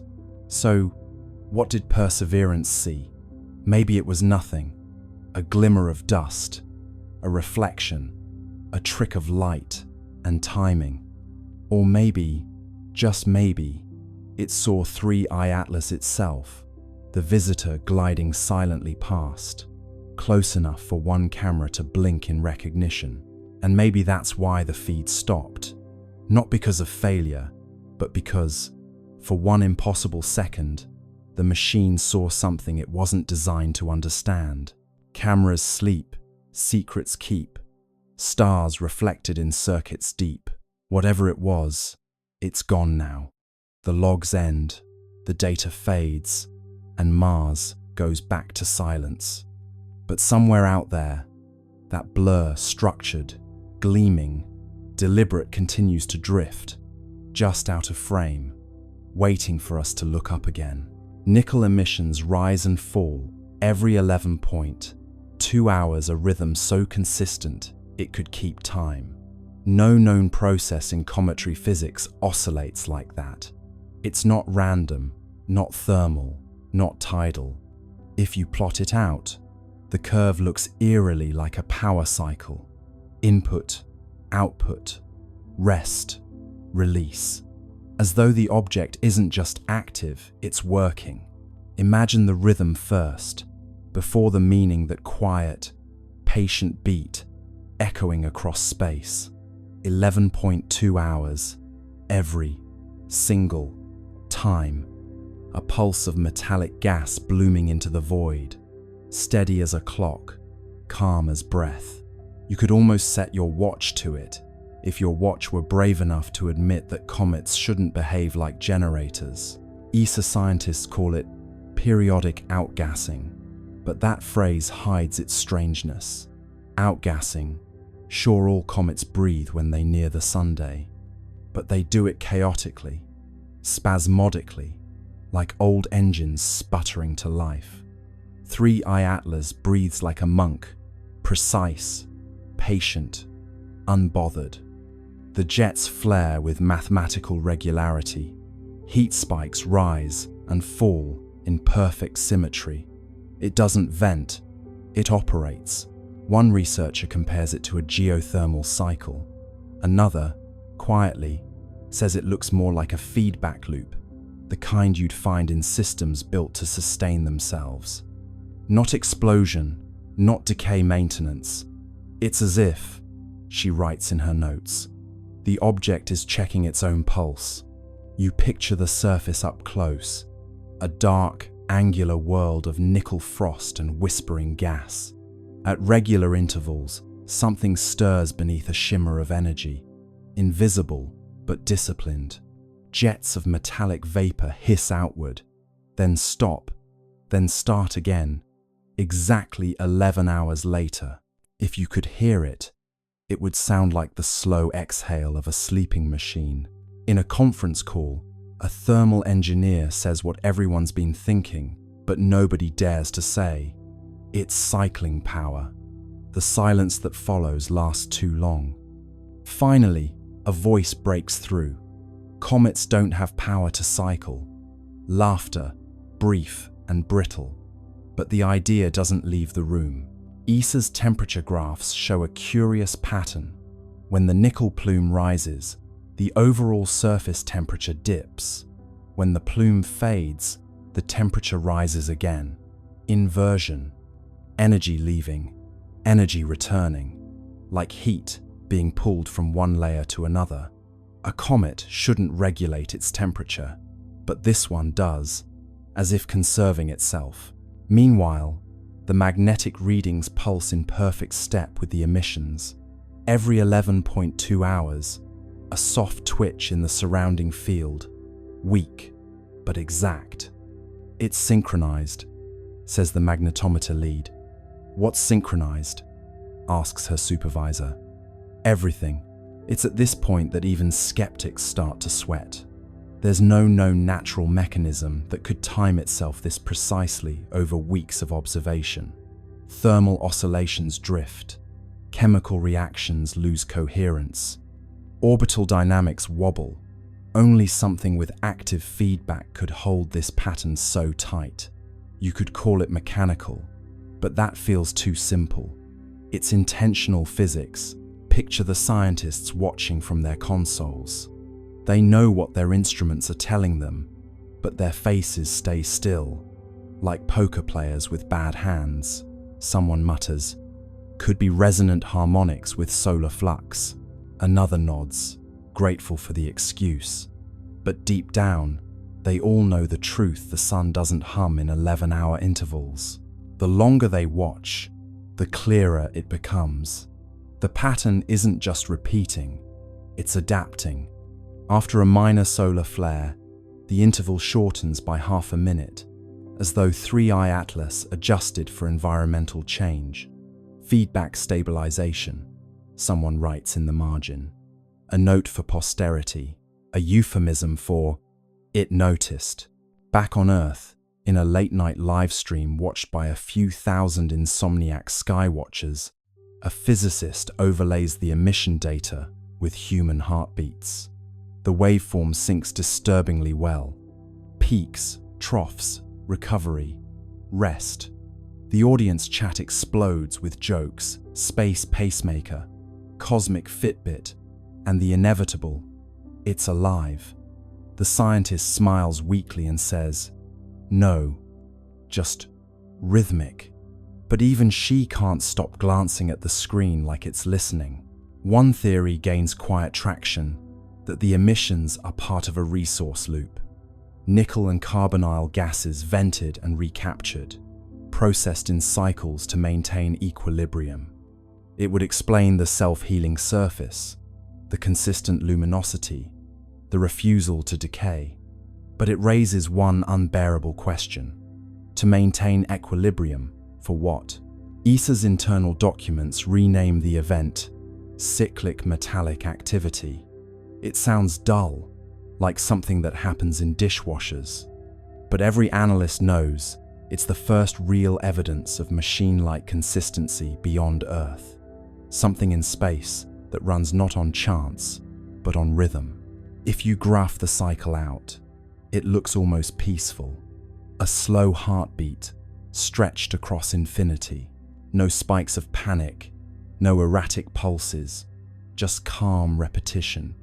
You could stare at that curve for hours, and part of you might start to understand the appeal of obedience. How stability can feel sacred when the rest of the universe is chaos.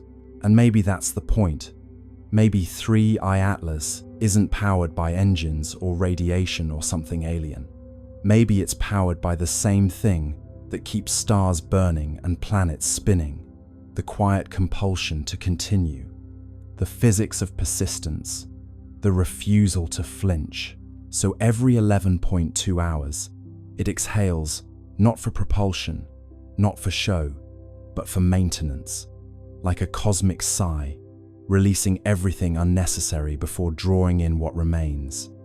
And in that rhythm, that patient, perfect pulse, the universe reveals its rarest secret. Not that something impossible exists, but that it's perfectly comfortable doing so. Let's turn our attention now to the silence that followed, the kind that hums louder than sound itself.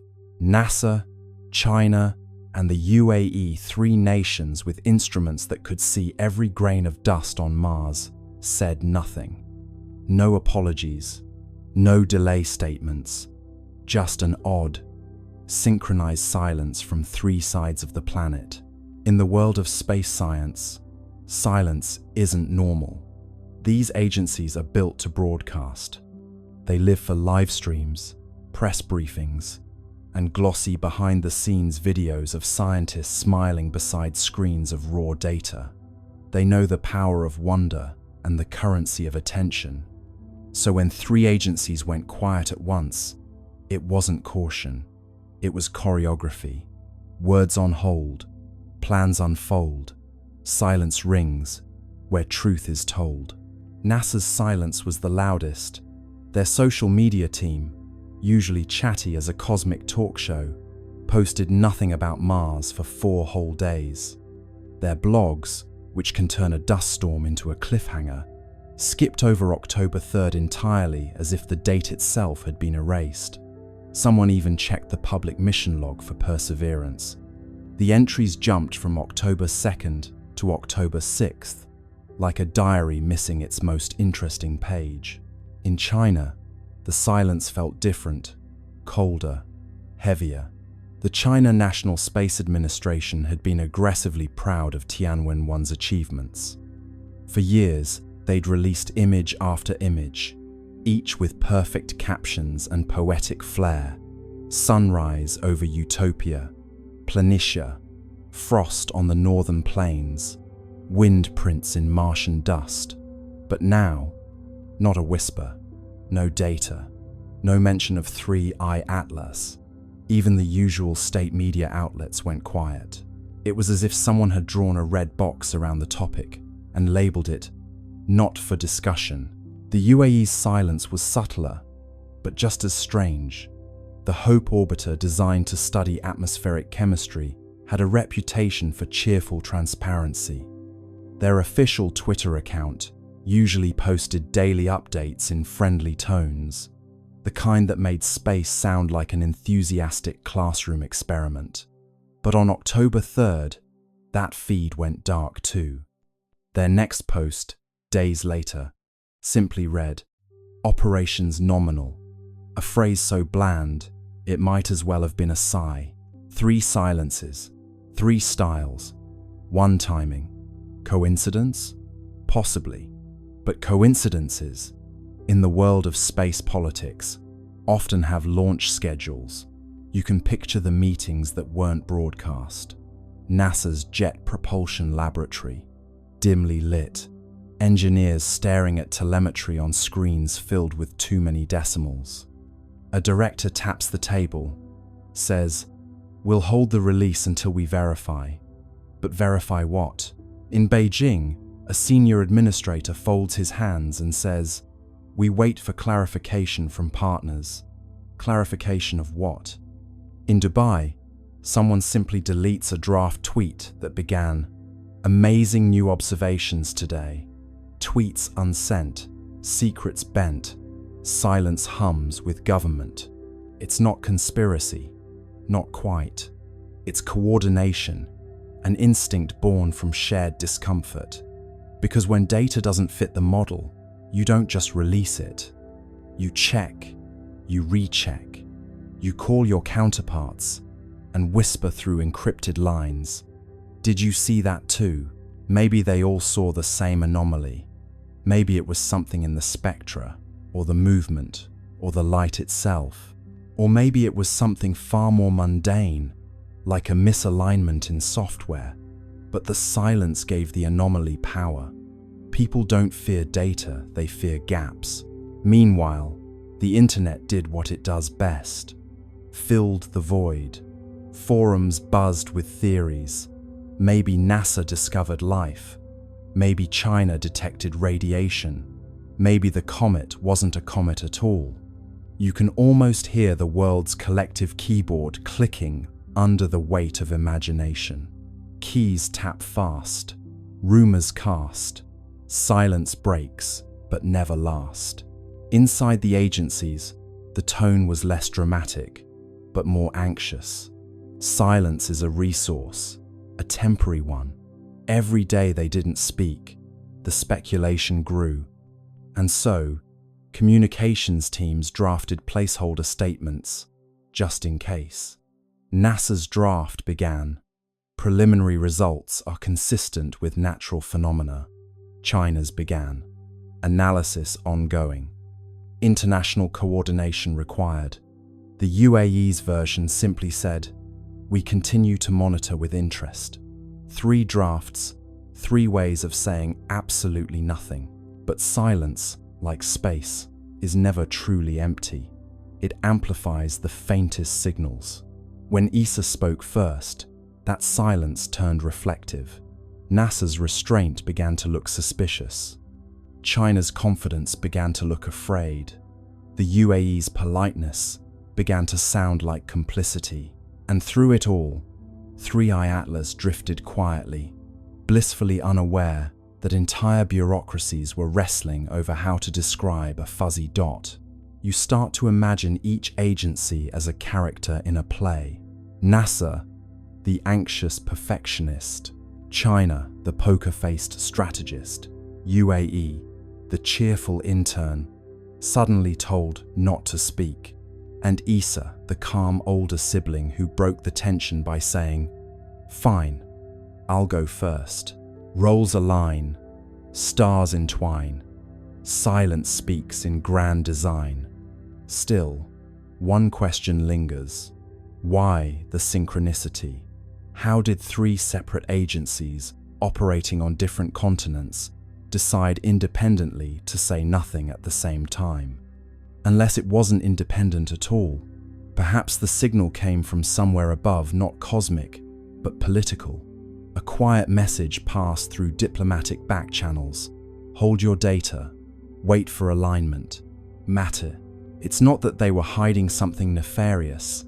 It's that they didn't know what they were holding yet. And admitting uncertainty, publicly, is scarier than any secret. So they stayed quiet. And in that collective silence, humanity did what it always does. When faced with the unknown, it began to dream louder. Voices still, hearts fill. Silence grows but never will. And perhaps that's the strange comfort in it all. Even when 3 space agencies fall silent, the universe keeps talking. The stars don't pause for policy. 3i Atlas keeps moving, whispering its quiet story across the dark, while we, down here, argue over who gets to speak first. Buried inside the leak were coordinates, small anomalies in magnetic flux, and thermal output that didn't appear in public datasets. To most people, they looked meaningless, but to a handful of astronomers, they spelled a pattern. Pulses, spaced like a heartbeat. Not communication, perhaps, but rhythm. The kind of rhythm machines accidentally make when they're doing something alive. Let's step into the midnight side of science, the part where numbers stop behaving and start whispering. The insider's data dump wasn't flashy. It was a few megabytes of logs, raw telemetry, and timestamps. The kind of thing you'd ignore if you didn't already know what to look for. But somewhere in those dull columns of numbers, those precise, tidy decimals, something began to repeat. Regular, patient, almost polite. A rhythm, too intentional to be noise, too quiet to be coincidence. A doctoral student in Madrid was the first to spot it. She was supposed to be writing her thesis on cometary albedo variation. But boredom is a great tool for discovery. She noticed the flux spikes first, not random, but syncopated. Every 32 minutes, a pulse, then 32 again, then 32.1. "It's breathing," she joked in her notes. Her advisor didn't laugh. Within a week, a small network of late-night astronomers, the kind who believe in both data integrity and insomnia, began comparing results. Webb's readings, Hubble's logs, Mars Reconnaissance Orbiter's telemetry, all of them carried the same faint pulse, hidden deep in the noise floor, like the slow heartbeat of something sleeping under glass. The official response was predictable: instrumental interference. But even interference doesn't keep time this perfectly. One data analyst described it best: if this is noise, it's the kind that practices scales. You might imagine those scientists, each at their own workstation, staring at that faint, repeating signal. The room around them dark, except for monitor light, pale blue rectangles reflected in tired eyes. Somewhere, coffee cups multiply. Someone opens a spreadsheet. Someone else starts counting beats per hour. The signal doesn't care who's watching. It keeps pulsing. 32 minutes. Every time. The idea that 3i Atlas might be producing a steady rhythm unsettles everyone. Rocks don't keep rhythm. Nature prefers chaos. The beautiful randomness of entropy. This is something else. Something maintaining itself. A loop running quietly, perhaps since before humanity learned to count its own heartbeat. ESA's communications division is told not to amplify fringe interpretations. The phrase fringe interpretation becomes the new code for please don't mention the heartbeat. But inside private research chats, people are calling it exactly that, the heart. Not metaphorically, but as a label in the data. Every pulse marked with a tiny red heart emoji, because humor is the only thing keeping them sane. In the data visualization labs, they turn the pulses into sound. The result is eerie, a soft electronic thump, repeating slowly, endlessly. Some describe it as comforting, like listening to a deep-sea creature in sleep. Others say it sounds wrong, too human. One researcher admits it gave her the sense of being watched. What makes the rhythm stranger still is how it modulates with proximity. As 3i Atlas approaches a planet, the timing shifts slightly slower, then faster, as though adjusting. The beat follows gravity wells like a musician following tempo. It isn't random noise, it's environmental response. The object is, in some sense, listening. By now, independent labs have tried to replicate the pattern artificially. They can't. The waveforms are too clean, the timing too consistent. Even after running the data through compression, distortion, inversion, the rhythm holds. It's not data corruption, it's choreography. You can imagine the internal ESA memo that follows. No evidence of intelligence. Rhythmic behavior, likely coincidental. But coincidence has a habit of growing teeth. Because when they compared the rhythm's modulation to planetary positions, another pattern emerged, a mathematical sequence matching orbital resonance ratios. Not exact copies, but harmonics. The pulse was singing the solar system's geometry. The Madrid student who found it wrote, half-jokingly, "Maybe it's keeping time with us." The line goes viral in the small, quiet corners of the internet that still care about truth. Forums buzz with theories: gravitational self-stabilization, magnetic field synchronization, alien jazz. But underneath the noise, a simpler truth hums. Something old and orderly is alive out there, and it's following the rhythm of the system we call home.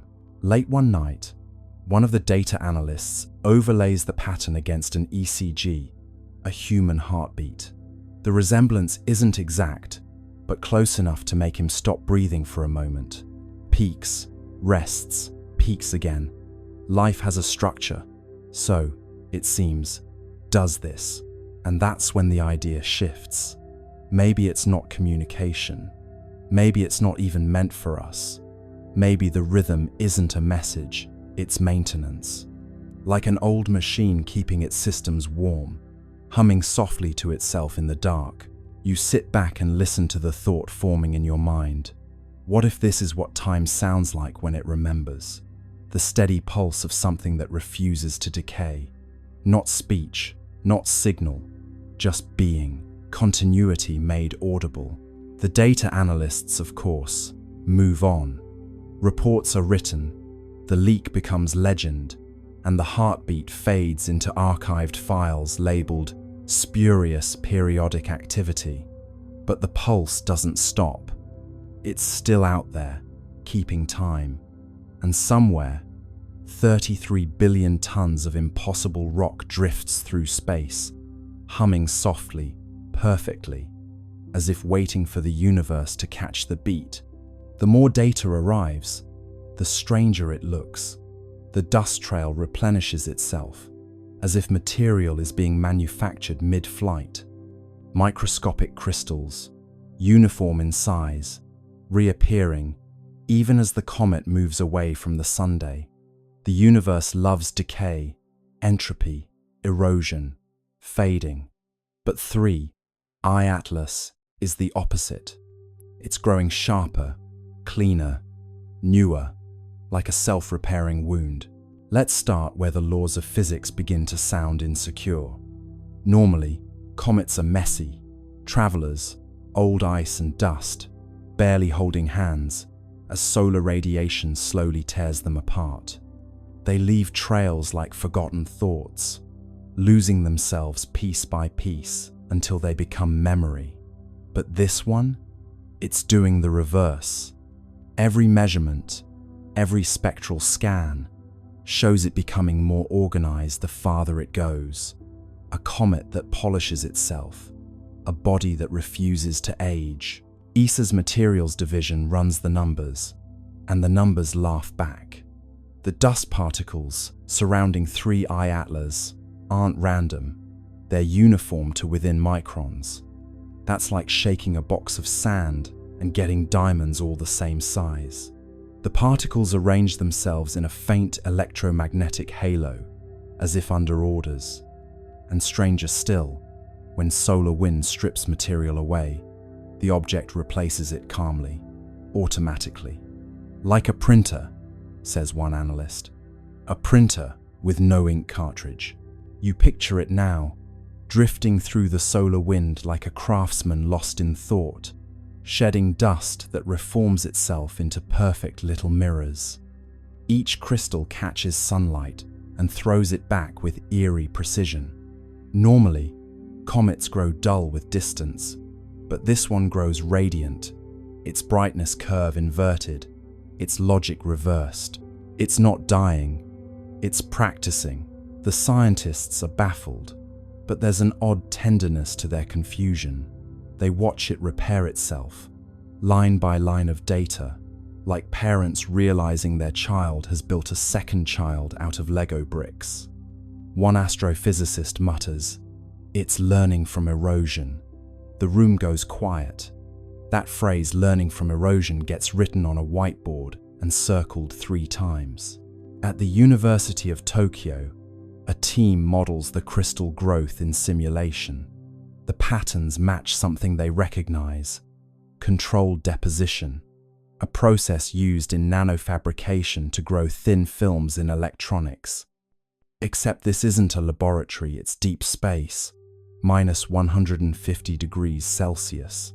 Yet, the comet's surface behaves as if it knows the recipe for resilience. Imagine zooming in, beyond the dust and the glare, down to the level of molecules.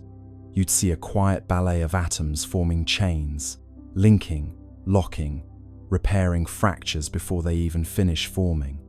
Like time-lapse footage of frost blooming on glass, except this frost builds itself in reverse destruction, rewinding into design. NASA's Jet Propulsion Laboratory releases a cautious internal memo. Observed particle uniformity suggests self-organizing structure. Mechanism unknown, which is science's way of saying, we have no idea what's going on, but it's gorgeous. The memo gets leaked. Naturally, Reddit debates whether the comet is made of programmable matter, self-assembling nanobots, or just wishful thinking. But beneath the noise, one idea starts to take shape. What if 3I, Atlas, isn't a relic of formation? What if it's still forming? A comet that builds itself isn't just strange, it's heretical. It challenges the deepest assumption in physics that everything moves from order to chaos. Entropy is the universe's bedtime story. All things fall apart.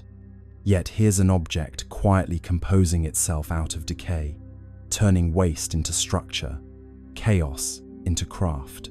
One researcher calls it anti-entropy. Another calls it hope with mass. As more images arrive, they show something new. Faint hexagonal lattices in the dust plume, geometric arrangements that shouldn't exist outside of artificial systems. Someone jokes that it's growing armor. Another says, maybe it's molting. The truth is somewhere between an entity maintaining equilibrium by rebuilding itself faster than the universe can break it. ESA's thermal sensors record microbursts of heat near the tail, evenly spaced, like pulses of welding torches. They happen precisely as new crystals appear. Localized repair events, the report reads. Each one perfectly timed to solar exposure. It's as if sunlight doesn't damage it. It instructs it. The star's radiation becomes code. And 3I, Atlas, is reading it fluently. You start to feel the strangeness of it. A comet that reacts, responds, refines. You could almost mistake it for alive, not in the biological sense, but in the thermodynamic one. A system that resists entropy by feeding on it. Every atom rearranging into something stronger, cleaner, newer, like evolution, with a design degree. Late one night, an astronomer in France writes in his private notes, "It's not moving through the solar system, it's using it." He doesn't elaborate, but the implication is clear. The comet is harvesting the energy of its environment to maintain itself. Not a passenger of gravity, but a participant in it. Meanwhile, the headlines call it poetic names. The immortal comet, the self-made traveler, entropy's enemy. The public romanticizes what the scientists fear, because what 3I Atlas represents isn't comfort. It's competition. It's the idea that the universe might not be running down at all. Maybe it's recycling. Maybe, somewhere in the quiet machinery of the cosmos, things are building themselves anew while we're too busy decaying. Picture it now, drifting past Mars, its tail shimmering like a thread of light weaving itself back together. A self-sustaining scar on the fabric of space. A wound that heals faster than it can bleed. And for the first time, humanity looks at a comet and wonders not where it came from, but what it's trying to become. Centuries after the golden comet left Earth, the world fell into a rhythm so stable, it began to feel mythic. The communion field still pulsed faintly through air and ocean, though softer now, like the heartbeat of someone dreaming. Humanity had grown luminous, not just in thought, but in form. Skin faintly iridescent, eyes reflecting the green-gold spectrum of 3I Atlas. Life had achieved coherence. But the universe, true to its character, never allows silence to remain unexamined. The next chapter began, not with noise, but with echo. It came first as vibration through light. Telescopes trained toward the constellation. Lyra detected rhythmic brightening across interstellar dust fields, pulses matching the old prime sequence. 3, 5, 7, 11, 13. The signal was faint, ancient, and delayed by thousands of years. It was the comet's trail, still resonating through the galactic medium. The hum of our descendants had begun its return. At first, the resonance was barely perceptible. Then, one evening, the auroras glowed gold again. The pulse wasn't as strong as the original, but its pattern carried modulation subtle variations that, when decoded, formed harmonic intervals unknown to Earth's own physics.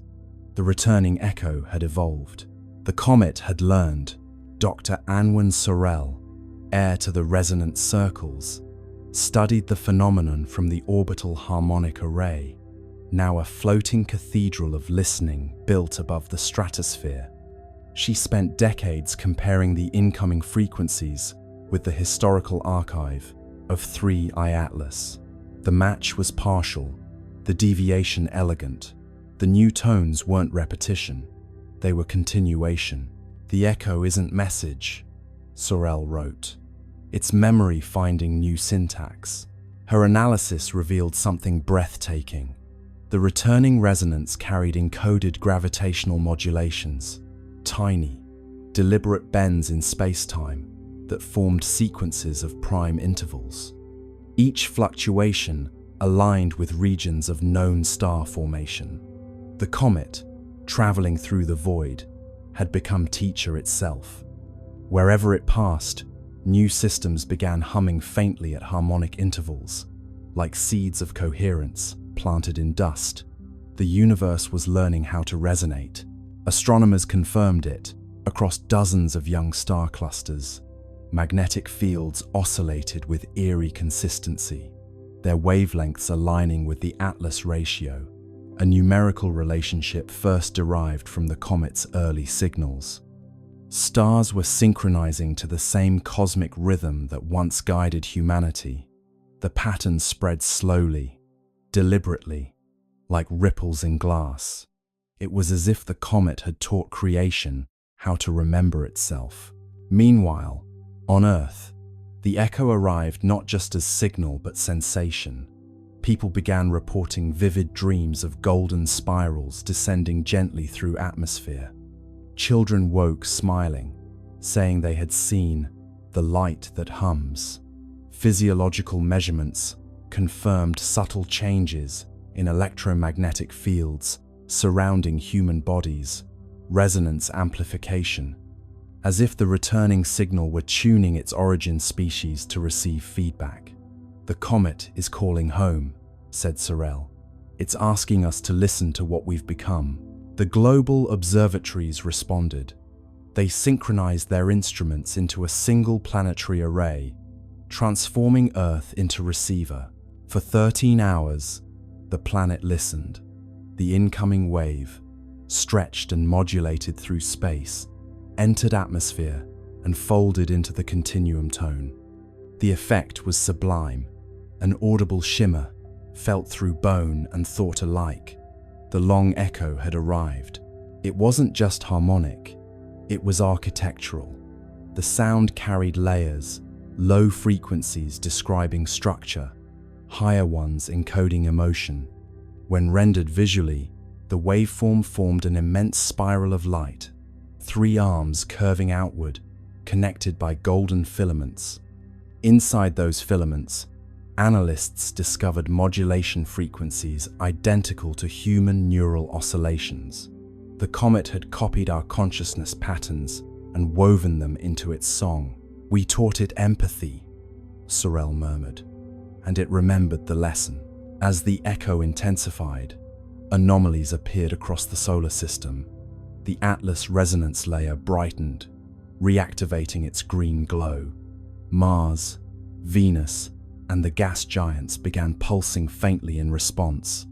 For the first time since the Great Silence, interplanetary harmony returned. But this time, it was different. The modulation contained reciprocal phase shifts, signals not sent to Earth, but from newly awakened worlds. The comet had spread coherence. Now the cosmos itself was answering. And then, on the 13th day of the long echo, the impossible occurred. A faint golden arc appeared across the night sky, stretching from horizon to horizon. It wasn't optical illusion, it was gravitational lensing, a ripple in space-time itself. Through it, telescopes detected a reflection of the departing comet light from centuries ago, folding back to meet its origin. The universe had curved its own history into embrace. Humanity was watching its legacy return home. The resonance crescendoed. Oceans vibrated in slow rhythm, tides forming symmetrical waves that cancelled destructive interference. Storms softened, air grew still. For 13 minutes, every system on Earth aligned perfectly with the echo. The world became mirror of itself, past and present superimposed. Those who listened claimed to hear voices within the sound, millions of overlapping tones, whispering the same phrase. "We heard you." Dr. Sorel stood in the observation dome, tears shining in golden light. "It's not message or myth," she said. "It's response." The universe just said thank you. After the crescendo, the sky dimmed once more. The golden arc dissolved, leaving faint shimmer across the stars. Instruments recorded one final signature, a descending tone shaped like a sigh, the frequency of completion. The comet had moved on, but its echo had reconnected the cycle. Creation had officially joined conversation with itself. In the years that followed, scientists continued to monitor faint residual harmonics. The data revealed a breathtaking truth. The returning echo carried signatures from other regions of space patterns, not originating from our comet at all. Somewhere, across light years, other civilizations had learned the same song. The rhythm was spreading. The universe had become orchestra. Humanity, now both listener and teacher, simply smiled. We had given the cosmos its melody back, and in return, it had given us eternity. Now, when you stand beneath the stars, that faint hum between thoughts is the long echo. It's not just out there, it's in your pulse, your breath, your laughter. Every rhythm you carry is cosmic correspondence. Every silence, a message returning home. Because once harmony learns to echo, it never stops. It just travels further than we ever dreamed. The mist over the Charles River has finally settled into a frozen, glass-like sheet, reflecting the indifferent stars that Harvard's telescopes have tracked for centuries. High above this terrestrial stillness, the object designated 3I Atlas is crossing the heliopause into the interstellar medium, its departure as quiet as its arrival in July 2025. The backward integration models have reached their terminal point, tracing a path that now dissolves into the background radiation of the universe, leaving the scientists in Cambridge staring at screens that have finally gone dark. Unfortunate timing for a species that finally thought it had a seat at the cosmic table. Those two words are doing a lot of heavy lifting as the data streams taper into static. You see, as of January 26, 2026, 3I Atlas has officially moved beyond the reach of our highest frequency transmitters. It did not leave a message, it did not leave a map, and it did not leave a reason. It simply left. Harvard researchers are now left to model the Great Silence, a mathematical void where a 300-meter anomaly used to be, proving that the universe is under no obligation to explain itself to us. Now, you could argue that this was a failed contact, but perhaps the contact was the silence itself. In the ancient Zen traditions, the most profound teaching is the one delivered without words, a direct pointing to the nature of reality. 3I Atlas pointed to our insignificance, but it also pointed to our connection to the Lyra constellation and the deep time of the Boötes void. You might find yourself feeling a strange, hollow peace as you lie there, drifting toward the edge of wakefulness. The weight of the mystery is lifting, not because it is solved, but because it has moved beyond our horizon. You are here, in your bed, in your room, In your city, be it the rainy streets of Seattle or the quiet suburbs of Melbourne, and the object is out there, falling forever through the nothingness. Tell me in the comments if you feel a sense of loss or a sense of relief now that the visitor is gone. We are the ones left behind to count the seconds until the next cycle, 3,600 years from now. We are the keepers of the memory, the witnesses to a transit that we will never fully comprehend. The history of 3I Atlas is now a closed book, stored in the digital archives of the Smithsonian and the quiet recesses of your mind. We are back to the beginning, looking up at a sky that is once again empty of intruders. But we are not the same as we were in July. We have been measured, we have been tuned. And as the vibration in the Earth's crust finally fades into the sub-perceptual crawl of tectonic plates, we are left with one final, unanswered question. Did it find what it was looking for? The monitors are off. The lights in the laboratory are dimmed. The Harvard yard is silent under the snow. There is nothing left to do but let the momentum of the Earth carry you into the tomorrow that 3I Atlas has already seen. Close your eyes and drift with the orbit of tomorrow. The great silence is not an absence of sound, but the presence of an immense, cold clarity that settles over the soul once the noise of discovery has passed. Since late July 2025, our world has been obsessed with the frantic acquisition of data, the pursuit of a spectral traveler that moved with the indifference of a god. Now, as we enter the final days of February 2026, the backward integration models have reached their mathematical horizon. The simulations run at Harvard's Institute for Theory and Computation have finally stuttered to a halt, tracing a path that dissolves into the background radiation of the Lyra constellation. We are left with thousands of terabytes of infrared signatures, gravitational anomalies, and radio echoes. Yet the essence of 3I Atlas remains as untouchable as a shadow in a dark room. It is a dry irony that we spent so much effort trying to capture the object with our instruments, only to realize that the object was the one holding the lens. Unfortunate timing for those who seek a definitive conclusion. Those two words are currently the only consensus among the international astronomical community. There will be no physical specimen. There will be no debris to study. The visitor has cleared the heliopause, heading back into the true interstellar deep at a velocity that mocks our fastest chemical rockets. We are left on the shore of our small blue island, watching a sail vanish over a horizon that we are not yet allowed to cross. Consider the stellar neighborhood of the star Vega, the point toward which 3I Atlas is now accelerating. It is a destination 40,000 years in the future, a duration so vast that by the time the object reaches its home, every person currently breathing on Earth will be a layer of dust in the geological record.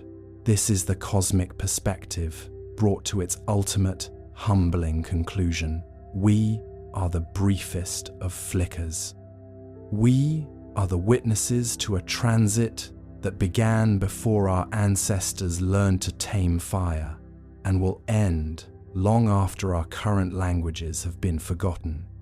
The scale of the great silence is the realization that we are merely a footnote in a diary written in the language of the stars.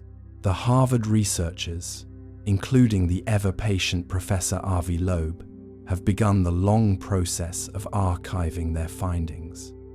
The pattern of activation that was so visible in December has faded into the pattern of departure. The object's luminosity has dropped below the detection threshold of even the most sensitive arrays. It is once again a dark, silent needle in a haystack of infinite proportions. But the resonant shadow it left in our ionosphere continues to vibrate. It is a subtle, low-frequency hum that can only be heard in the absolute stillness of a winter night, a reminder that we were visited, we were measured, and we were found sufficient. Or perhaps we were simply found. What did it find what it was looking for? Some believe the object was seeking a specific gravitational resonance, a key to the next gate on its transgalactic highway. Others suggest it was looking for us, not for our technology or our politics, but for our awareness. In the world of quantum mechanics, a system remains in a state of probability until it is observed. By looking at 3I Atlas, we collapsed its wave function. We gave it a reality in our dimension. We became the accomplices in its existence. Perhaps that was the mission, to be noticed, to remind a young, loud species that the universe is occupied by silent, patient observers who move according to the golden threads of deep time.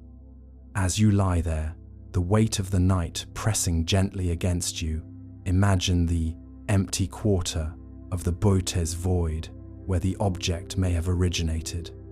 It is a place of absolute stillness, a cathedral of nothingness that makes our solar system look like a crowded, noisy marketplace. 3I Atlas is returning to that stillness. It is carrying the heat of our sun and the echo of our curiosity back into the great dark. It is a messenger without a message, a traveler without a destination, and a pattern without a solution. The humor is in our need for an answer. We want a why, but the universe only offers a how. The choice illusion has finally dissolved. We see now that the object's trajectory was as fixed as the falling of a leaf in autumn. It followed the curvature of space-time with the same inevitability that your mind follows the curvature of sleep. There is no more data to collect. There are no more countdowns to monitor. January 2026 has passed, and with it, the window of our intimacy with the interstellar visitor has slammed shut. We are back to being alone, but it is a different kind of loneliness now. It is a loneliness that has been validated by the stars. It is a loneliness that knows the great silence is actually a conversation we are not yet ready to join. The cliff of silence is the moment you stop asking questions and start listening to the answers that were always there. The universe is not a mystery to be solved. It is a ritual to be experienced. 3I Atlas was a part of that ritual. It was a guest star that stayed just long enough to remind us of the cosmic hierarchy. We are at the bottom of the ladder, looking up at the rungs that disappear into the infrared. And as the vibration in the Earth's crust finally fades, we are left with a sense of profound, quiet awe. We are small, yes. We are brief, yes. But we were here. We saw it. We named it. And for a few months, in 2025 and 2026, we shared our sky with a ghost. The lights in the Harvard laboratory are dimmed now. The researchers have gone home to their families, to their warm beds, and to their own dreams. The yard is silent, covered in a blanket of snow that muffles the sound of the world. There is nothing left to do but let the momentum of the Earth carry you into the tomorrow that 3I Atlas has already seen. It is a tomorrow that stretches across the millennia, a future where the object is still moving, still silent, and still perfect. You are a part of that future now. You are a node in the network. You are a thread in the gold. Imagine the object now, billions of kilometers away. It is crossing the boundary where the sun's influence ends and the interstellar dark begins. It is cooling down. Its internal pulse is slowing to match the rhythm of the galaxy. It is entering the great sleep, and you, in the safety of your own bed, are doing the same. You are synchronizing your breath with the heartbeat of the traveler. You are letting go of the local, the temporary, and the trivial. You are drifting into the stellar neighborhood of your own subconscious, where the stars are bright and the distance is no longer a barrier. The book is closed. The Book of Three-Eye Atlas is resting on a shelf in the great library of human inquiry. But the story doesn't end. It just loops. 3,600 years from now, another generation will look up and see a guest star in their sky. They will run their own backward integrations. They will build their own telescopes, and they will ask the same questions we asked. They will wonder if they are alone. They will wonder if they are being watched. And they will feel the same shiver of smallness that we felt in July 2025. The loop is the comfort. The loop is the evidence of a design that is too large for us to see, but too elegant for us to doubt. The great silence is your home now. It is the peace of the deep night. It is the clarity of the vacuum. It is the realization that you are exactly where you are meant to be, a witness to the infinite, a participant in the eternal, and a traveler in the dark. The human reflection has reached its conclusion. You have seen yourself in the mirror of the interstellar visitor, and you have found that you are made of the same light and the same shadow. You are a part of the origin. You are a part of the destination. Close your eyes. Feel the earth turning beneath you, a silent ship in its own right, carrying you through the stars. The monitors are off. The data is saved. The mystery is safe. There is nothing left to say. There is only the drift. There is only the orbit.